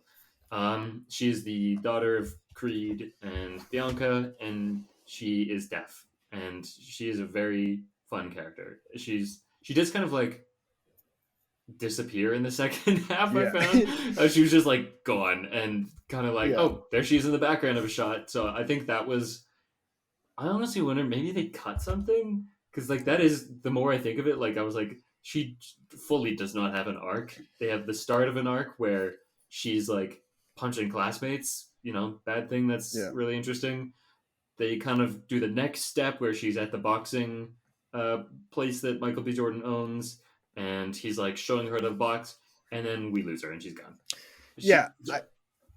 I feel like she is like something that could like really be a catalyst for Creed to like reevaluate and like critically think Yeah. about like how he handles his problems and stuff. Because like I actually think it's just straight up an interesting idea to explore. Because honestly, if I was her parent and I found out like, yeah, some asshole kid came up and ripped your painting for no reason, I would be like, yeah, punch her in the fucking face. Like, what do you mean? Like, because there's the level of like, she's probably never gonna do that to you again now that you've done that. So like, and you can get into that idea of like of just violence and again conflict resolution. No, I'm absolutely with you there, Aiden. I think there's so much, and it's a real shame they didn't dig this further. It's like, so, like the way Creed treated his own legacy is, my dad is a fighter, and like it's in my blood. And then sort of the first movie is sort of him reconciling with his legacy. It's okay for me to take on this mantle. And then sort of like there's this whole part about the stepmom, really, the Mary Ann, sort of taking the sort of like having a different look at Creed's approach to boxing. Like originally she's like, like, I lost your father, I don't want to lose you. But then she sort of come around on that. And how would Creed, now he is in this sort of parent position, face that challenge as a parent? Like, is he gonna introduce his daughter into boxing? Is he okay if his daughter gets into boxing? Is he okay with like the things that come with boxing? I think there's so much to be explored there, and the movie didn't touch on any of that. Like the movie just set it up. It's like, yo, your daughter fights. It's like, what are you gonna do about it? So I wish there was more there for sure. Yeah. And I think that actually also comes from the problem of the movie wastes a lot of time in the beginning, so they don't have much room to deal with this stuff like that in the second half, because like they just have to they have to really get to things like after the Felix Dame fight, like they have to really get going to get us to the end, and so like they wind up not having time to do other things like that. The subtle character moments for sure. Yeah. I feel like we didn't really talk about it, but like that first 45 minutes is just a pain to sit through. They just have to, I feel like they have to set up so much, and it's, I guess you did make the point, was that like they need to establish a conflict and like an antagonist way earlier. They're just kind of like friendly with everybody's friends is something that I had a problem with. Like characters that were antagonists, like Drago comes back and he's like, "Hey, we're all good," and like everybody is friendly with each other, including the person who turns out to be the antagonist. Yeah, it is Fast and Furious. Creed is trying to build a family. Yeah, I guess. Yeah. I will say I disagree that there's no conflict. I think that it's just like the transition between like the establishment of the conflict is not great, but like there's clearly a conflict right away where Creed is put in a very awkward position because of Dame Yeah. immediately. Like that there is a conflict, and I don't mind that as being the initial conflict of the movie. I think you just need to build on it faster. We spend Yeah. so long where that's what the conflict is, where it's just that Dame is putting him in an awkward position because nobody wants Dame around because he's clearly a lunatic, and Michael B. Jordan feels this like fealty towards him because of their past, and like that's a good conflict. Like there's nothing wrong with that at all. We just can't spend as much time without it really escalating. Like it's not really until the party where like Dame hires the hit on the guy where that really escalates, and that's too long. That should have been the start of Act 2. That should have been 25 to 30 minutes in, I think. Sure. And I maybe even like him finding out that it was him immediately or like much quicker. I feel like yeah, it was just took too long. Yeah. But yeah, I think there was conflict. Like that was the thing I disagree with you where it's like I do feel like Creed does have flaws that are somewhat clear. I feel like it's kind of similar to the first one where it's like his guilt where he's simultaneously carrying his past with him all the time and also unable to really address it. So it actually did feel like in line for me. I have the same problem where it feels like that drops out in some parts of the movie where it doesn't feel like he's carrying it anymore. But I do think that like it's clear that that's what it is to me.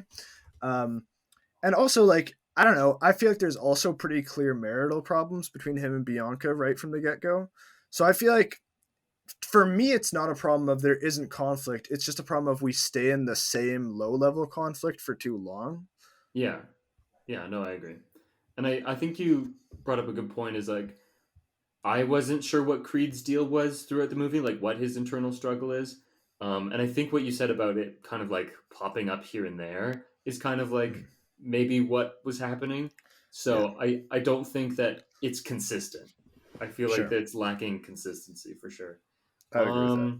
Yeah, there's some scenes where it doesn't feel like he's struggling with it anymore, for sure. Yeah.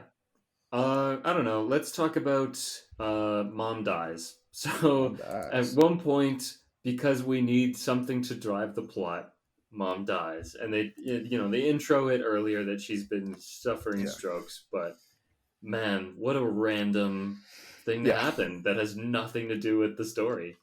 That's like it has a little bit. They try to tie it where it's it's the thing with the letters where he says something he doesn't mean, and then he has to like. There is a way you could spin that where it's like she dies, and now he has to fight like on her behalf in a way because like he has to redeem himself for her memory and stuff like that. Like you could spin something. It's just not. It's really late that the stroke thing means anything, and it's just it's weird. I'm curious. So what do you guys think comparing this scene, the mother death scene, to Rocky getting cancer scene in the first one? Why did the Rocky cancer thing work and this one didn't? I can take that one up. Sure. What I love about the Rocky, what I love about that story arc, at first I was like, oh, this is kind of random.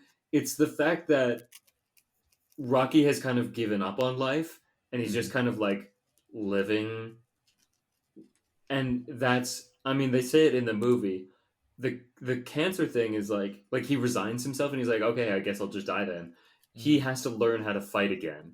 And it's something that Creed can teach him, and it strengthens their bond. That's what makes that work. Whereas this just has like the mom dying.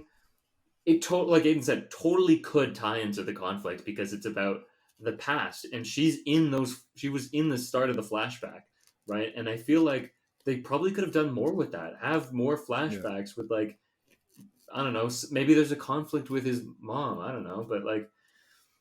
The whole letter business was kind of weird, and I don't think I don't think it like really meshed with the rest of the story. She just kind of died because it was convenient and it would propel the Yeah, story forward. We needed something to happen. This is when, like this is a the character part of the dies at the end of story. Act Two. Yeah, Yeah, yeah, this is your Obi-Wan moment. We need a yeah. character to die, and it's all of the less good Rocky movies always do this. So Creed 3 is the first one, or Creed 3.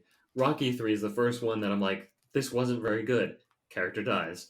Rocky 4, character dies, but he dies way earlier, which is I found interesting. But yeah, it's not good when you have to start killing off characters because of natural causes, just to be like, To this keep is the how movie to Yeah, keep the interesting. movie it's going. Yeah. it's also like that is like a plot point where like character dies that propels us into Act Three, and like characters are motivated in Act Three, but it doesn't have to be a literal character dying. It just has to be like Also an true. L. Like the character just An has to L. take an L. Like really, It's supposed but to it be an and L. just like That's so that funny. whole part of the movie is like Creed just takes like a bunch of L's in a row, and it's like Mhm. he goes and like talks to Damien, and Damien's like, ah, fuck you. And then he goes home and he's like, I don't want to talk to you, Bianca. Ah. And like Bianca's like, you need to figure your shit out, and they argue in front of Amara. Like a bunch of bad things happen, and it's like if you build it up, any of those things can be the thing that brings him into the next part, but like because he has to hit a low point, but it doesn't like Yeah. I agree, it's lazy to just kill the mom just because like sure. Again, look at Creed 1. Like, in the lowest point, all of his relationships fail. He's Yeah, like, everyone hates him, right? yeah, He falls out with Rocky, he falls out with Bianca. That's just like, you don't have to kill a character. You just have to, yeah, all of your relationships have to be, you have to sever your relationships basically. That's kind of like you don't have to, but like yeah, that's the kind of the way it works. You get yeah, angry, you lash out at the people you care for most. So yeah, um I don't know if we need to keep talking about that. They bring yeah. Drago back. Let's I don't neither of you have seen Creed I've 2 not if seen Creed I'm 2, No, I but think I because it's that's gathered is that who he fights in Creed 2, yeah, so like and that's Creed the child of one of the Rocky guys. so I yeah. don't. Yeah. Yeah, So Creed 2 is like bringing back from Creed or Rocky 4 where Drago they're both Drago. So like Drago Senior kills Creed Senior, and so Creed 2 is the oh, rematch of the kids, okay, right? And I actually Mm. like for as crappy as Creed that's 2 interesting. is and like suffers very similar problems, Drago and Drago Senior, Drago Junior are like kind of like the most interesting parts of Creed 2, which is really weird. There's this like dynamic where they've been exiled from Russia because of Drago Senior losing, and Yeah, like his wife and Drago Junior's mom left them because they were losers, and there's this like this weird dynamic where like Drago Senior feels like the only way to get like acceptance back into his life is by his son winning. And there's this like while I don't think that arc is fleshed out well enough, I do find like the ending is really sweet where at the beginning there's a scene where we see them where we kind of first meet them, the way he trains Drago Jr., Drago Sr. is like driving behind him with a car and is mhm, like, go faster. And they do that in this movie as well. And in yeah, the end, they're running together. And it's like, oh, that's a really sweet Oh, moment. that's Like really sweet. they Yeah. found like they're kind of like bonding again. And so it was nice to see Drago again. And I think I don't know, he's a kind of a fun character. And so I liked that Wait, did they he end on good terms in Creed 2? I don't know. Oh wow. I guess because they're friends now. I don't know. I just found it cool. Like it's kind of like Rocky and Apollo, like in the original films. They yeah, were they're pitted against each other, but like by three they're like best pals, and yeah. it's really quite funny. Rocky 3 where they're like Apollo is training him and they're like hugging and like in the surf. Very funny Yeah. movie. Dude, I Creed will 4, stop. we're gonna have Damien and Drago I really don't want fight Creed 4. side to Like, side. let's stop. They're doing an anime, and I was mentioning the kid for this purpose. They're going to do a series, I think, based on Oh, that kid. that's So Oh fun. wow. I think that's interesting. I'm not sure where you take that. The kid is very young, Yeah, and I don't know how you do.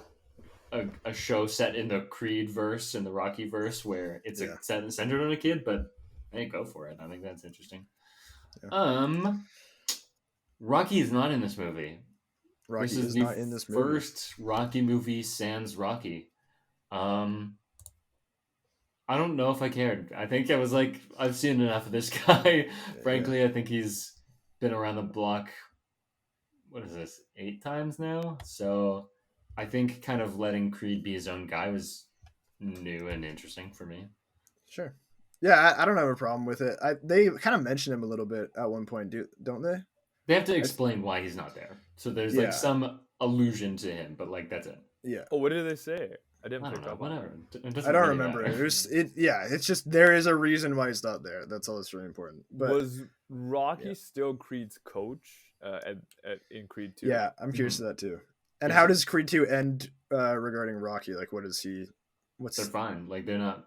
Oh well. What does happen? Is he like, I'm done. I'm not doing this shit no more? Not really. Creed 2 is about like fatherhood basically, and so that's the Drago thing. And Amara is born.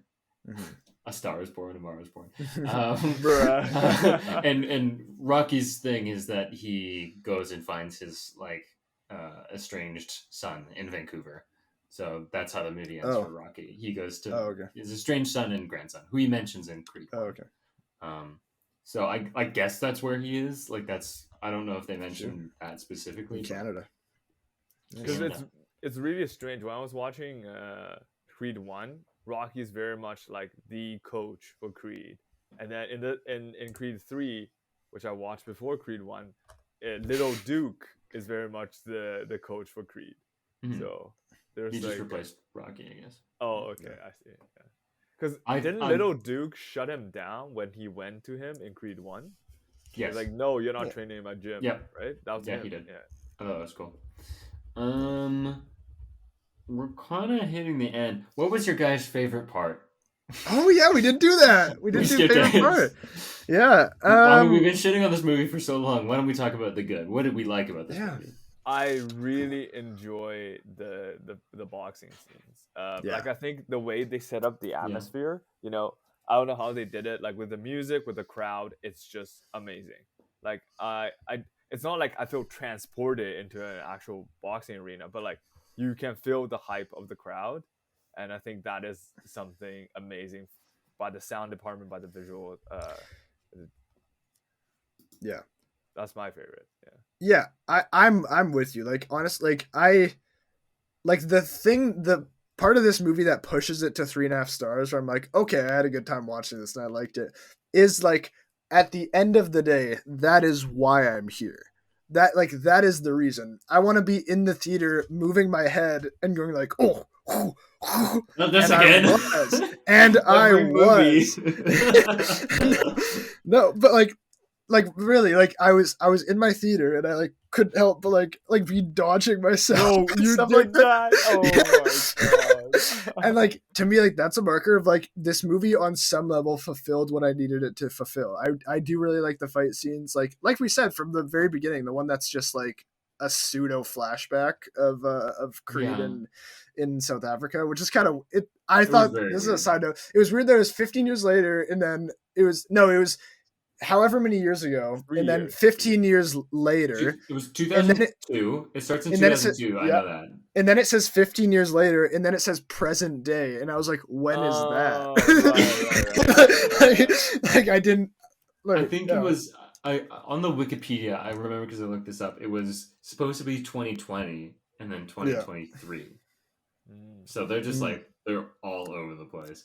I don't know why they needed to do that, but dude, they're trying to skip COVID, bro. Yeah, COVID did not happen. COVID did not happen in this universe. Yeah.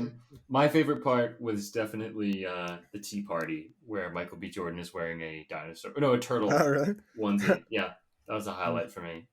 Just like awesome. Wait, when was this? This was way early. This is like the first scene in present day. Yeah. Like I don't know if that was like my absolute favorite part, but like I just want to mention like that was really nice. I like that. He's wearing a turtle onesie. How do you forget that? Yeah. Wait, He's was with that the Amara. one with yeah, it was Amara on in their penthouse, right? Yeah, he wasn't having Yeah. a tea party with Right. Dame. Like I was like tea party. Is the tea party with implication Dame. What? that scene? It's like clearly in that scene. It's like clearly day already, and it's like midday or whatever. And he wakes up on the couch. Yes, Is yes. is that's the scene, I think. implication just that he isn't doing much? Is that what the point of that part is? Because of the way it's edited, it cuts like from the fight to this, and I just made the connection in my head like, oh, he's tired from the fight. No. It's actually like years ago. So like I guess like is I the think it's reason retirement. It's yeah, retirement. he's retired. Okay, that's what that's supposed to be. I didn't pick up on that in the movie. That's why he's like just sleeping on the couch. I mean, hey, also like I'm like nap gang. Like Oh, sure. sometimes you need a nap midday. I understand that. I'm not even Creed's age. I get that. Sometimes you need a nap. I was thinking about this. There's a shot in the trailer that is not in this movie, from a scene that is not in this movie, where Creed is in jail for some reason, and everyone is chanting "Creed, Creed, Creed, Creed." Do you remember? No. No, I don't remember that at all. Like he's huddled around a table, like one of those like meeting tables, I think, like where you meet people at prison, and like there's like a ring of people on like a balcony, and they're chanting Creed. Oh yeah. What is that? What was that? What was that scene for? You need. I honestly think you need some of that goofiness back in there, because one of the moments I love from Creed 1 is the moment when he's running up the street and gets all the motorcycles. Yeah, oh my god, that was so funny. They start popping wheelies and circling around him, and he's like, yeah. And then you can't hear him. Like the music was playing and he was just yelling. Yeah. Oh my god, that was a goofy scene. These movies know like the best Rocky movies are the ones that hype you up. You know. Yeah. Exactly. Yes. Yeah. I felt like I was like energized after watching Creed 1. I was like, oh, like yeah. I felt good about my life after watching Creed 1. Yeah. Anyways, I don't have any more thoughts about Creed 3. No, I'm Do done. either of the? No, I'm no done. good. Cool. Okay, we have a segment. Aiden. Oh, we sure do, eh? Oh my god, that's gonna be so fun. Is that Rocky's son from Vancouver, Canada? No, if he was from Vancouver, he wouldn't have an accent like that. It would he'd borderline talking. Anyway, so this.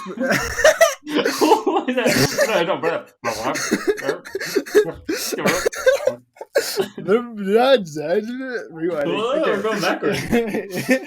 Okay, so we have a segment called Predator. No, we don't have. Okay, the podcast is called Predator versus Movies. The podcast is called Predator versus Movies. We've done the movie part. Now it's time to get into the Predator. We ask the question, would the Predator from the movie Predator make this movie better were he to appear? No. It breaks the pattern. Creed fights a Predator in the ring. Oh my god. In the ring. Now for me, like I know we kind of have different feelings. Like I found this movie boring and like I didn't like this. Sure. Yet Predator. Sure. No. So for you it breaks our franchise here, our brand, yeah. Our brand. I can't even think where he would show up anyways. No, it's like we could do the lazy thing that we always say, which is like, what if he's hunting Creed? Yeah, or he's hunting. Yeah. There's a side plot going on where it's like they're just like Predator has like descended upon Earth, and people are like, what the fuck is happening? And that's just something that's happening in another part of the world. Yeah, and they elect Creed to be the world champion. Like that's what the fight is about. Deciding who will go on to fight Predator as like the representative. Or Predator set up the tournament to determine who the best fighter of all is, so that he can determine the best. Wow. Yeah. Who would win in a fight though? Creed versus Predator. I think Predator might have that one. Wait, what if Predator is not wearing his suit? Does he have to follow the rules? Does Predator have the rules of boxing? Oh, yeah. Yeah, like are they actually boxing, or is it just like go for it? You know? I don't know. If they're following the rules, I still think Predator wins. Doesn't he have like superhuman strength? I thought Yeah, I Predator think so. got all his power from his suit. No. It's very funny that like this is our brand and our gimmick, and we don't even really know anything about Predator. Like we're like, Yeah, like, he's I'm strong, genuinely right? curious. I thought he He's was strong, not that right? strong. I've seen one Predator movie, and it was a long time ago. I saw the first one. Like, Yeah, me too. Oh no, He's no! I saw the terrible Shane Black one too, and then that was it. Okay, I haven't seen that one. He has super durable skin, right? Like he can do that, right? Wait, that's not his suit. Jesus. That's like all natural. That's all him. I think he is strong. No. Yeah. He's like Too. like a reptilian alien, and Yeah. then he also has a lot of tech, but that wouldn't be Gotcha. allowed in the ring. That would be illegal Right. equipment. So, actually, speaking of illegal moves, I was very curious about this punching in the arms thing. Legal. You can do that in boxing. Really? You can Yeah. punch like at the shoulder to try to like. Yeah. Oh It's wow! just like a really dick move, which falls in line. I'm surprised this is the first I've heard of this. So, like, Yeah. I think that was a really smart angle for Dame, I think. Yeah, but Like, the that he elbow was thing like- is illegal. You can't do that. Yes. Yeah. Yeah. But, like, I like that detail that he's following the rules, but, like, in a really shady way. Anyways, Peter, we have a segment. We do. Predator. Maybe we don't have a segment. I don't know. No, Peter no, doesn't I'm sound trying sure. to throw some suspense. You know what I mean? This podcast is falling apart at the seams. I What up? know. Yo, Dude, it's like, we have a guys. We have a segment. Predator. Powering down. Peter's ran out of battery. Do you want to try again? Take two? yo. I'm gonna try even longer. I think the issue is Peter is both directing himself and acting. Oh yeah. We need to bring Elizabeth Yo, Banks okay, back yo, to yo, direct yo. this episode. We need Let's some more bring it back. cast. Bring it back. Yeah. Predator's picks. What do you guys watch this week? There it is. I've seen only one movie. And it's called Let's hear Creed. it. Oh yeah. What'd you think? Oh yeah, we're gonna do the Creed Love Fest. Yeah. Did you love Yeah. Creed? I like Creed. Yes. Shut up. You loved it. Did you love Creed I though? love Creed. I won't go as far as love, but I think Creed is a great movie. I think Creed like owns. I think that movie is so sick. Yeah, One of that- the they- best films of the 20th century. So good. Yeah.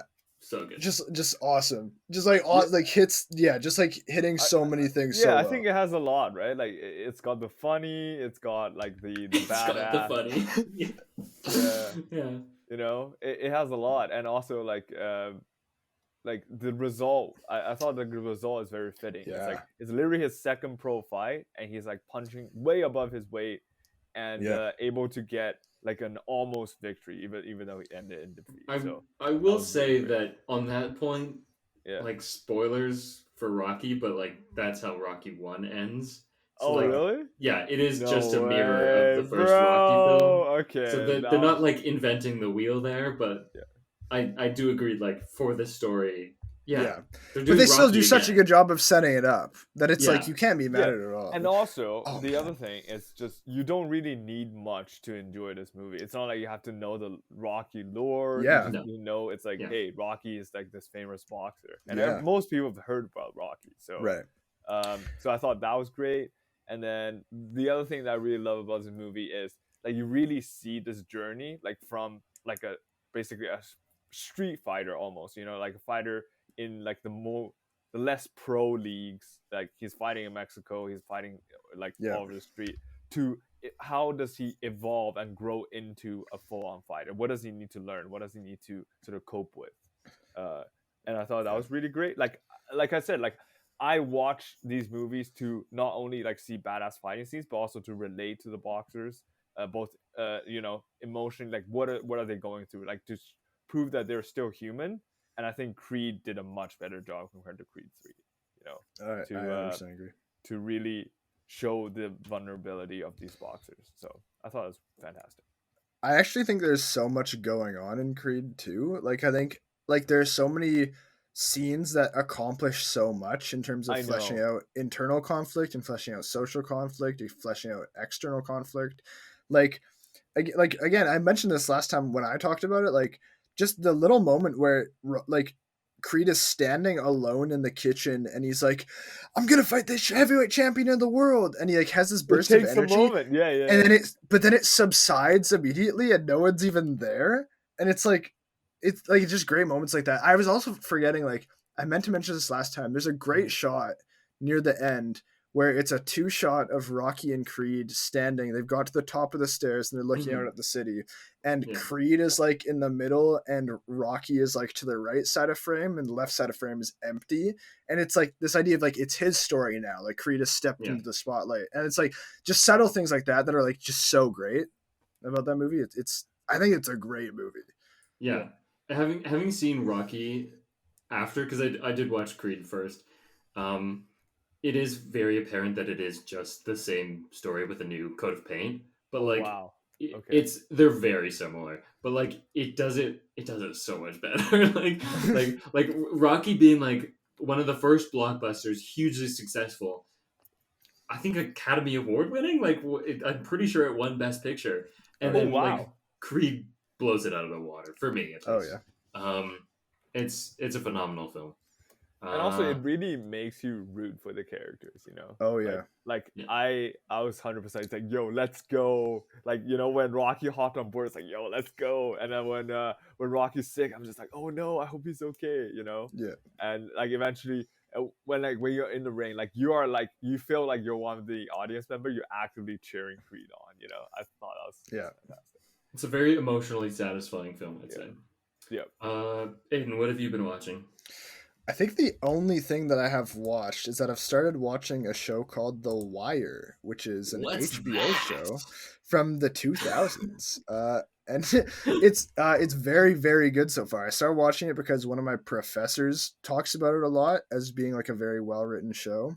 And I think he's correct. I've started watching it. I'm like 4 episodes in at this point, and I think it's a great show. It's like very well written. It like I know I'm just spinning in circles here, but I think stop with these hot takes. The Wire is good. Hot takes. No, but like the way, like a lot of the writing and a lot of scenes are dedicated, like just on the surface, they seem like characters are just kind of talking about nothing or doing something that's like very far removed from what's actually happening, but they're actually like developing thematic ideas, and there's such a strong emphasis on developing thematic ideas and making thematic connections instead of just and then it also is building up like the plot while doing that, and it's like you kind of don't notice like the way it draws parallels between different things. Wait, have you talked about what this show is about? Oh, no, sure. Actually, I know most people know what The Wire is. So The Wire, it's I'm pretty sure it's like it winds up being like a pseudo anthology series, and that like I think the latter seasons are kind of all about like a different case.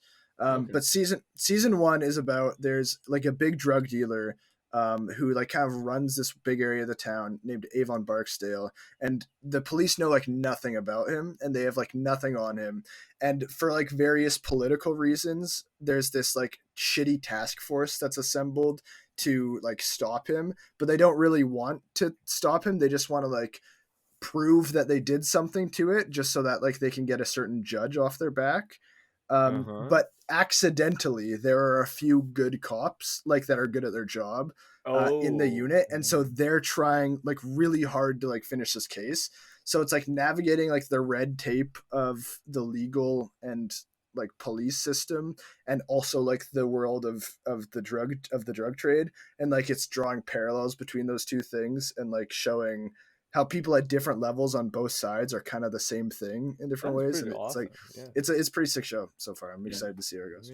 And I just Googled this to verify, but it also has like a largely African American cast, like black cast, which makes it, I think, pretty unique for the time and like very significant. And also it's one of the highest rated shows of all time. Like it's up there. It's a great show. It's usually in top 3 even. Like it's usually Breaking Bad, Sopranos, and The Wire. Oh wow! In some order, not necessarily that order I just said, but it's definitely up there. I would say one of my favorite TV shows of all time right now would be Twin Peaks, and I could see this show reaching a Twin Peaks level for me. And, it's hitting those peaks. Wait, isn't Twin Hey. Peaks is Damon Lindelof, right? No, it's David No. Lynch. Similar No, sounding name. What did he do then? he did Lost. David Lindelof. Oh, did yeah, Lost. yeah, yeah. I thought Lost was J.J. Abrams. I think I could JJ be was wrong. in I was Lost just too. quoting something that somebody else said. I just heard this the other day, so or like today even. David. Wait, Somebody guys, else. remind me, who did the Twilight Zone? Jordan Peele or the new one. He at least. did the new one. Yeah, I don't know who did the original. But that was ages ago. Like I don't Okay, know. okay. Oh, Talking J.J. Abrams was a co-creator of Lost, Nice. I know for no, I'm pretty sure. JJ. and Damon Lindelof was another one of them. Yeah. Okay, thank you. Yeah, Okay. because someone had said it on a podcast that I listened to. So Yeah. Speaking of TV shows, oh sorry, is that all for you? That's it. That's all I saw. So speaking of TV shows, I've been catching up. No, I just watched the season 4 premiere of Succession. Wow, this show is the shit. I love this show so much. I know you guys haven't seen this at all, right? No. Guys, you gotta watch this. It's so good. And like a great premiere for the season, 4th and final season. Man, I'm just like one line is like stuck in my head because it's like it's just like terrible characters, and like you can't help but like watch. It's like a car crash where it's like these characters are awful and you don't want to empathize with them. You kind of do, but like fully knowing like they're terrible people. And so there's this one thing in the episode where cousin Greg has brought a date to the patriarch of the family, the Brian Cox character. Yeah. Okay. It's his birthday, and he's brought this date. Cousin Greg has brought this date, and she's like someone who is trying to fit in, but like in an obvious way to like this rich culture and like this rich group of people, and everyone's like looking at her because she's like she sticks out like a sore thumb. And the one thing is like she's got like this hideous bag, and Tom Wambsgans, who's like Greg, they have like a really weird relationship. He's like, that's such a capacious bag. What's in there? Like her flats for the subway, and like the way they talk is just so funny. Like these snide remarks, and it's there's another one is like the kids are trying to make like their own company in LA, and they're like they're called the 100, and they're like it's like Watch Mojo meets the New Yorker meets, and they're just listing like companies that meet each other. It's like these people have no idea what they're talking about sometimes. It's great. It's a very Is this supposed to be a comedy?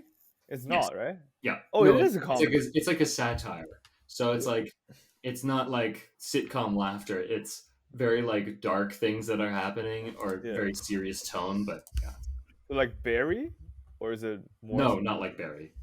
Both HBO, but like very very different tones, I'd say. Barry is also starting soon. It's coming out April 16th is the new 4th and final season as well. And apparently they're going to end on the same day, which really sucks. Oh no! I'm caught up on both those shows, and so that'll be sad. Okay. Speaking of other TV shows, I've been getting back into Bob's Burgers. I had gotten so far and I'd stopped, and now I'm getting back into it. Man, I love this show. Like one of my favorite cartoon shows I've ever seen. Just like the cast of characters is so funny, and they like. I don't know what the show is rated at, like parental rating, but like it feels like they push it all the time. It seems very. It's an adult show, isn't it? Okay, that's what I thought. Like it has to be. It's like The Simpsons, and like I mean, it's not. I'm not saying it's like the same show as The Simpsons, but it's the same like vein. It's that type of show, right? Yeah, it definitely feels like it's meant for adults. And just like man, I love Bob, and like the whole family are just great characters. So if you haven't seen Bob's Burgers, go check that out. And then I watched 2 movies. I watched Creed 2, and I didn't care for it.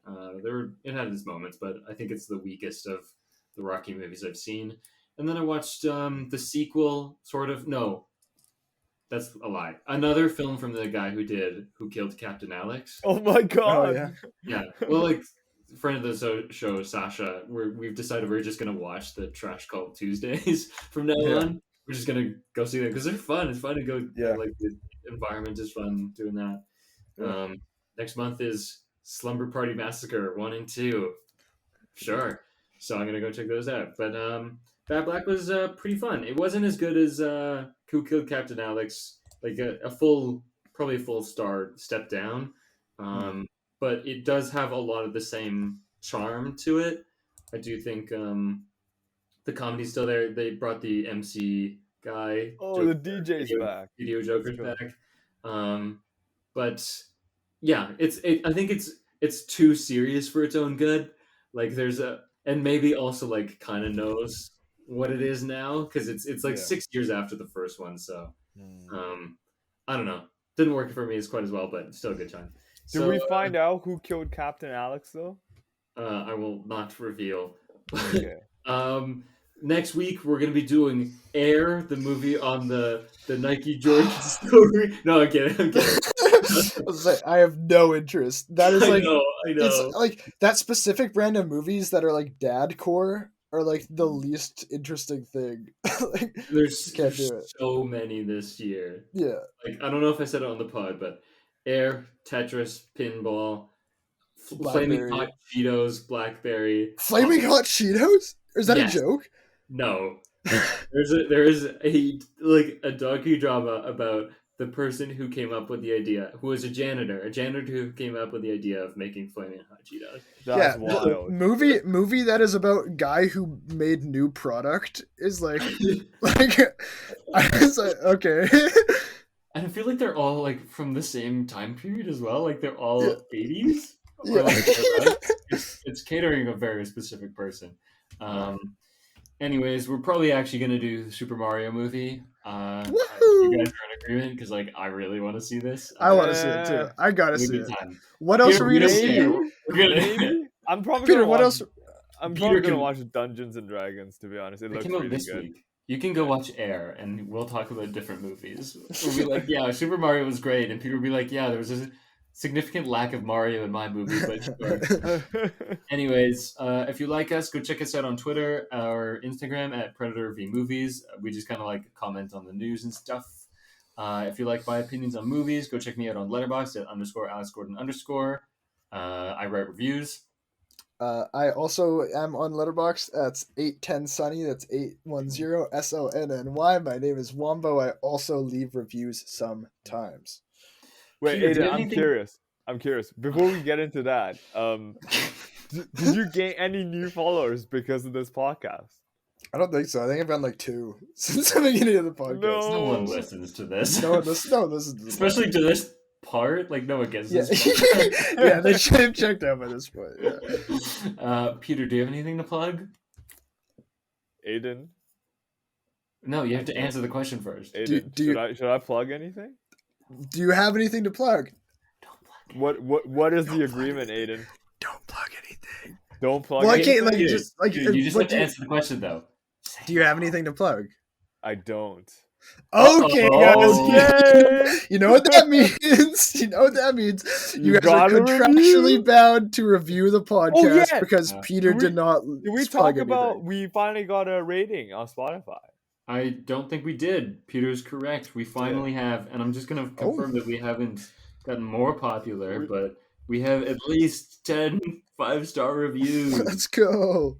Bare minimum. Let's go. Yeah, we're at 5 stars still. 5 stars, 10 reviews. Guys, we're a 5-star podcast. Let's go. Good. Let's go. So yeah. Anyways, no one responded to my John Wick poll, by the way. That was really rude. Yeah. Okay, get on that, guys. Listeners, get on that. Next time.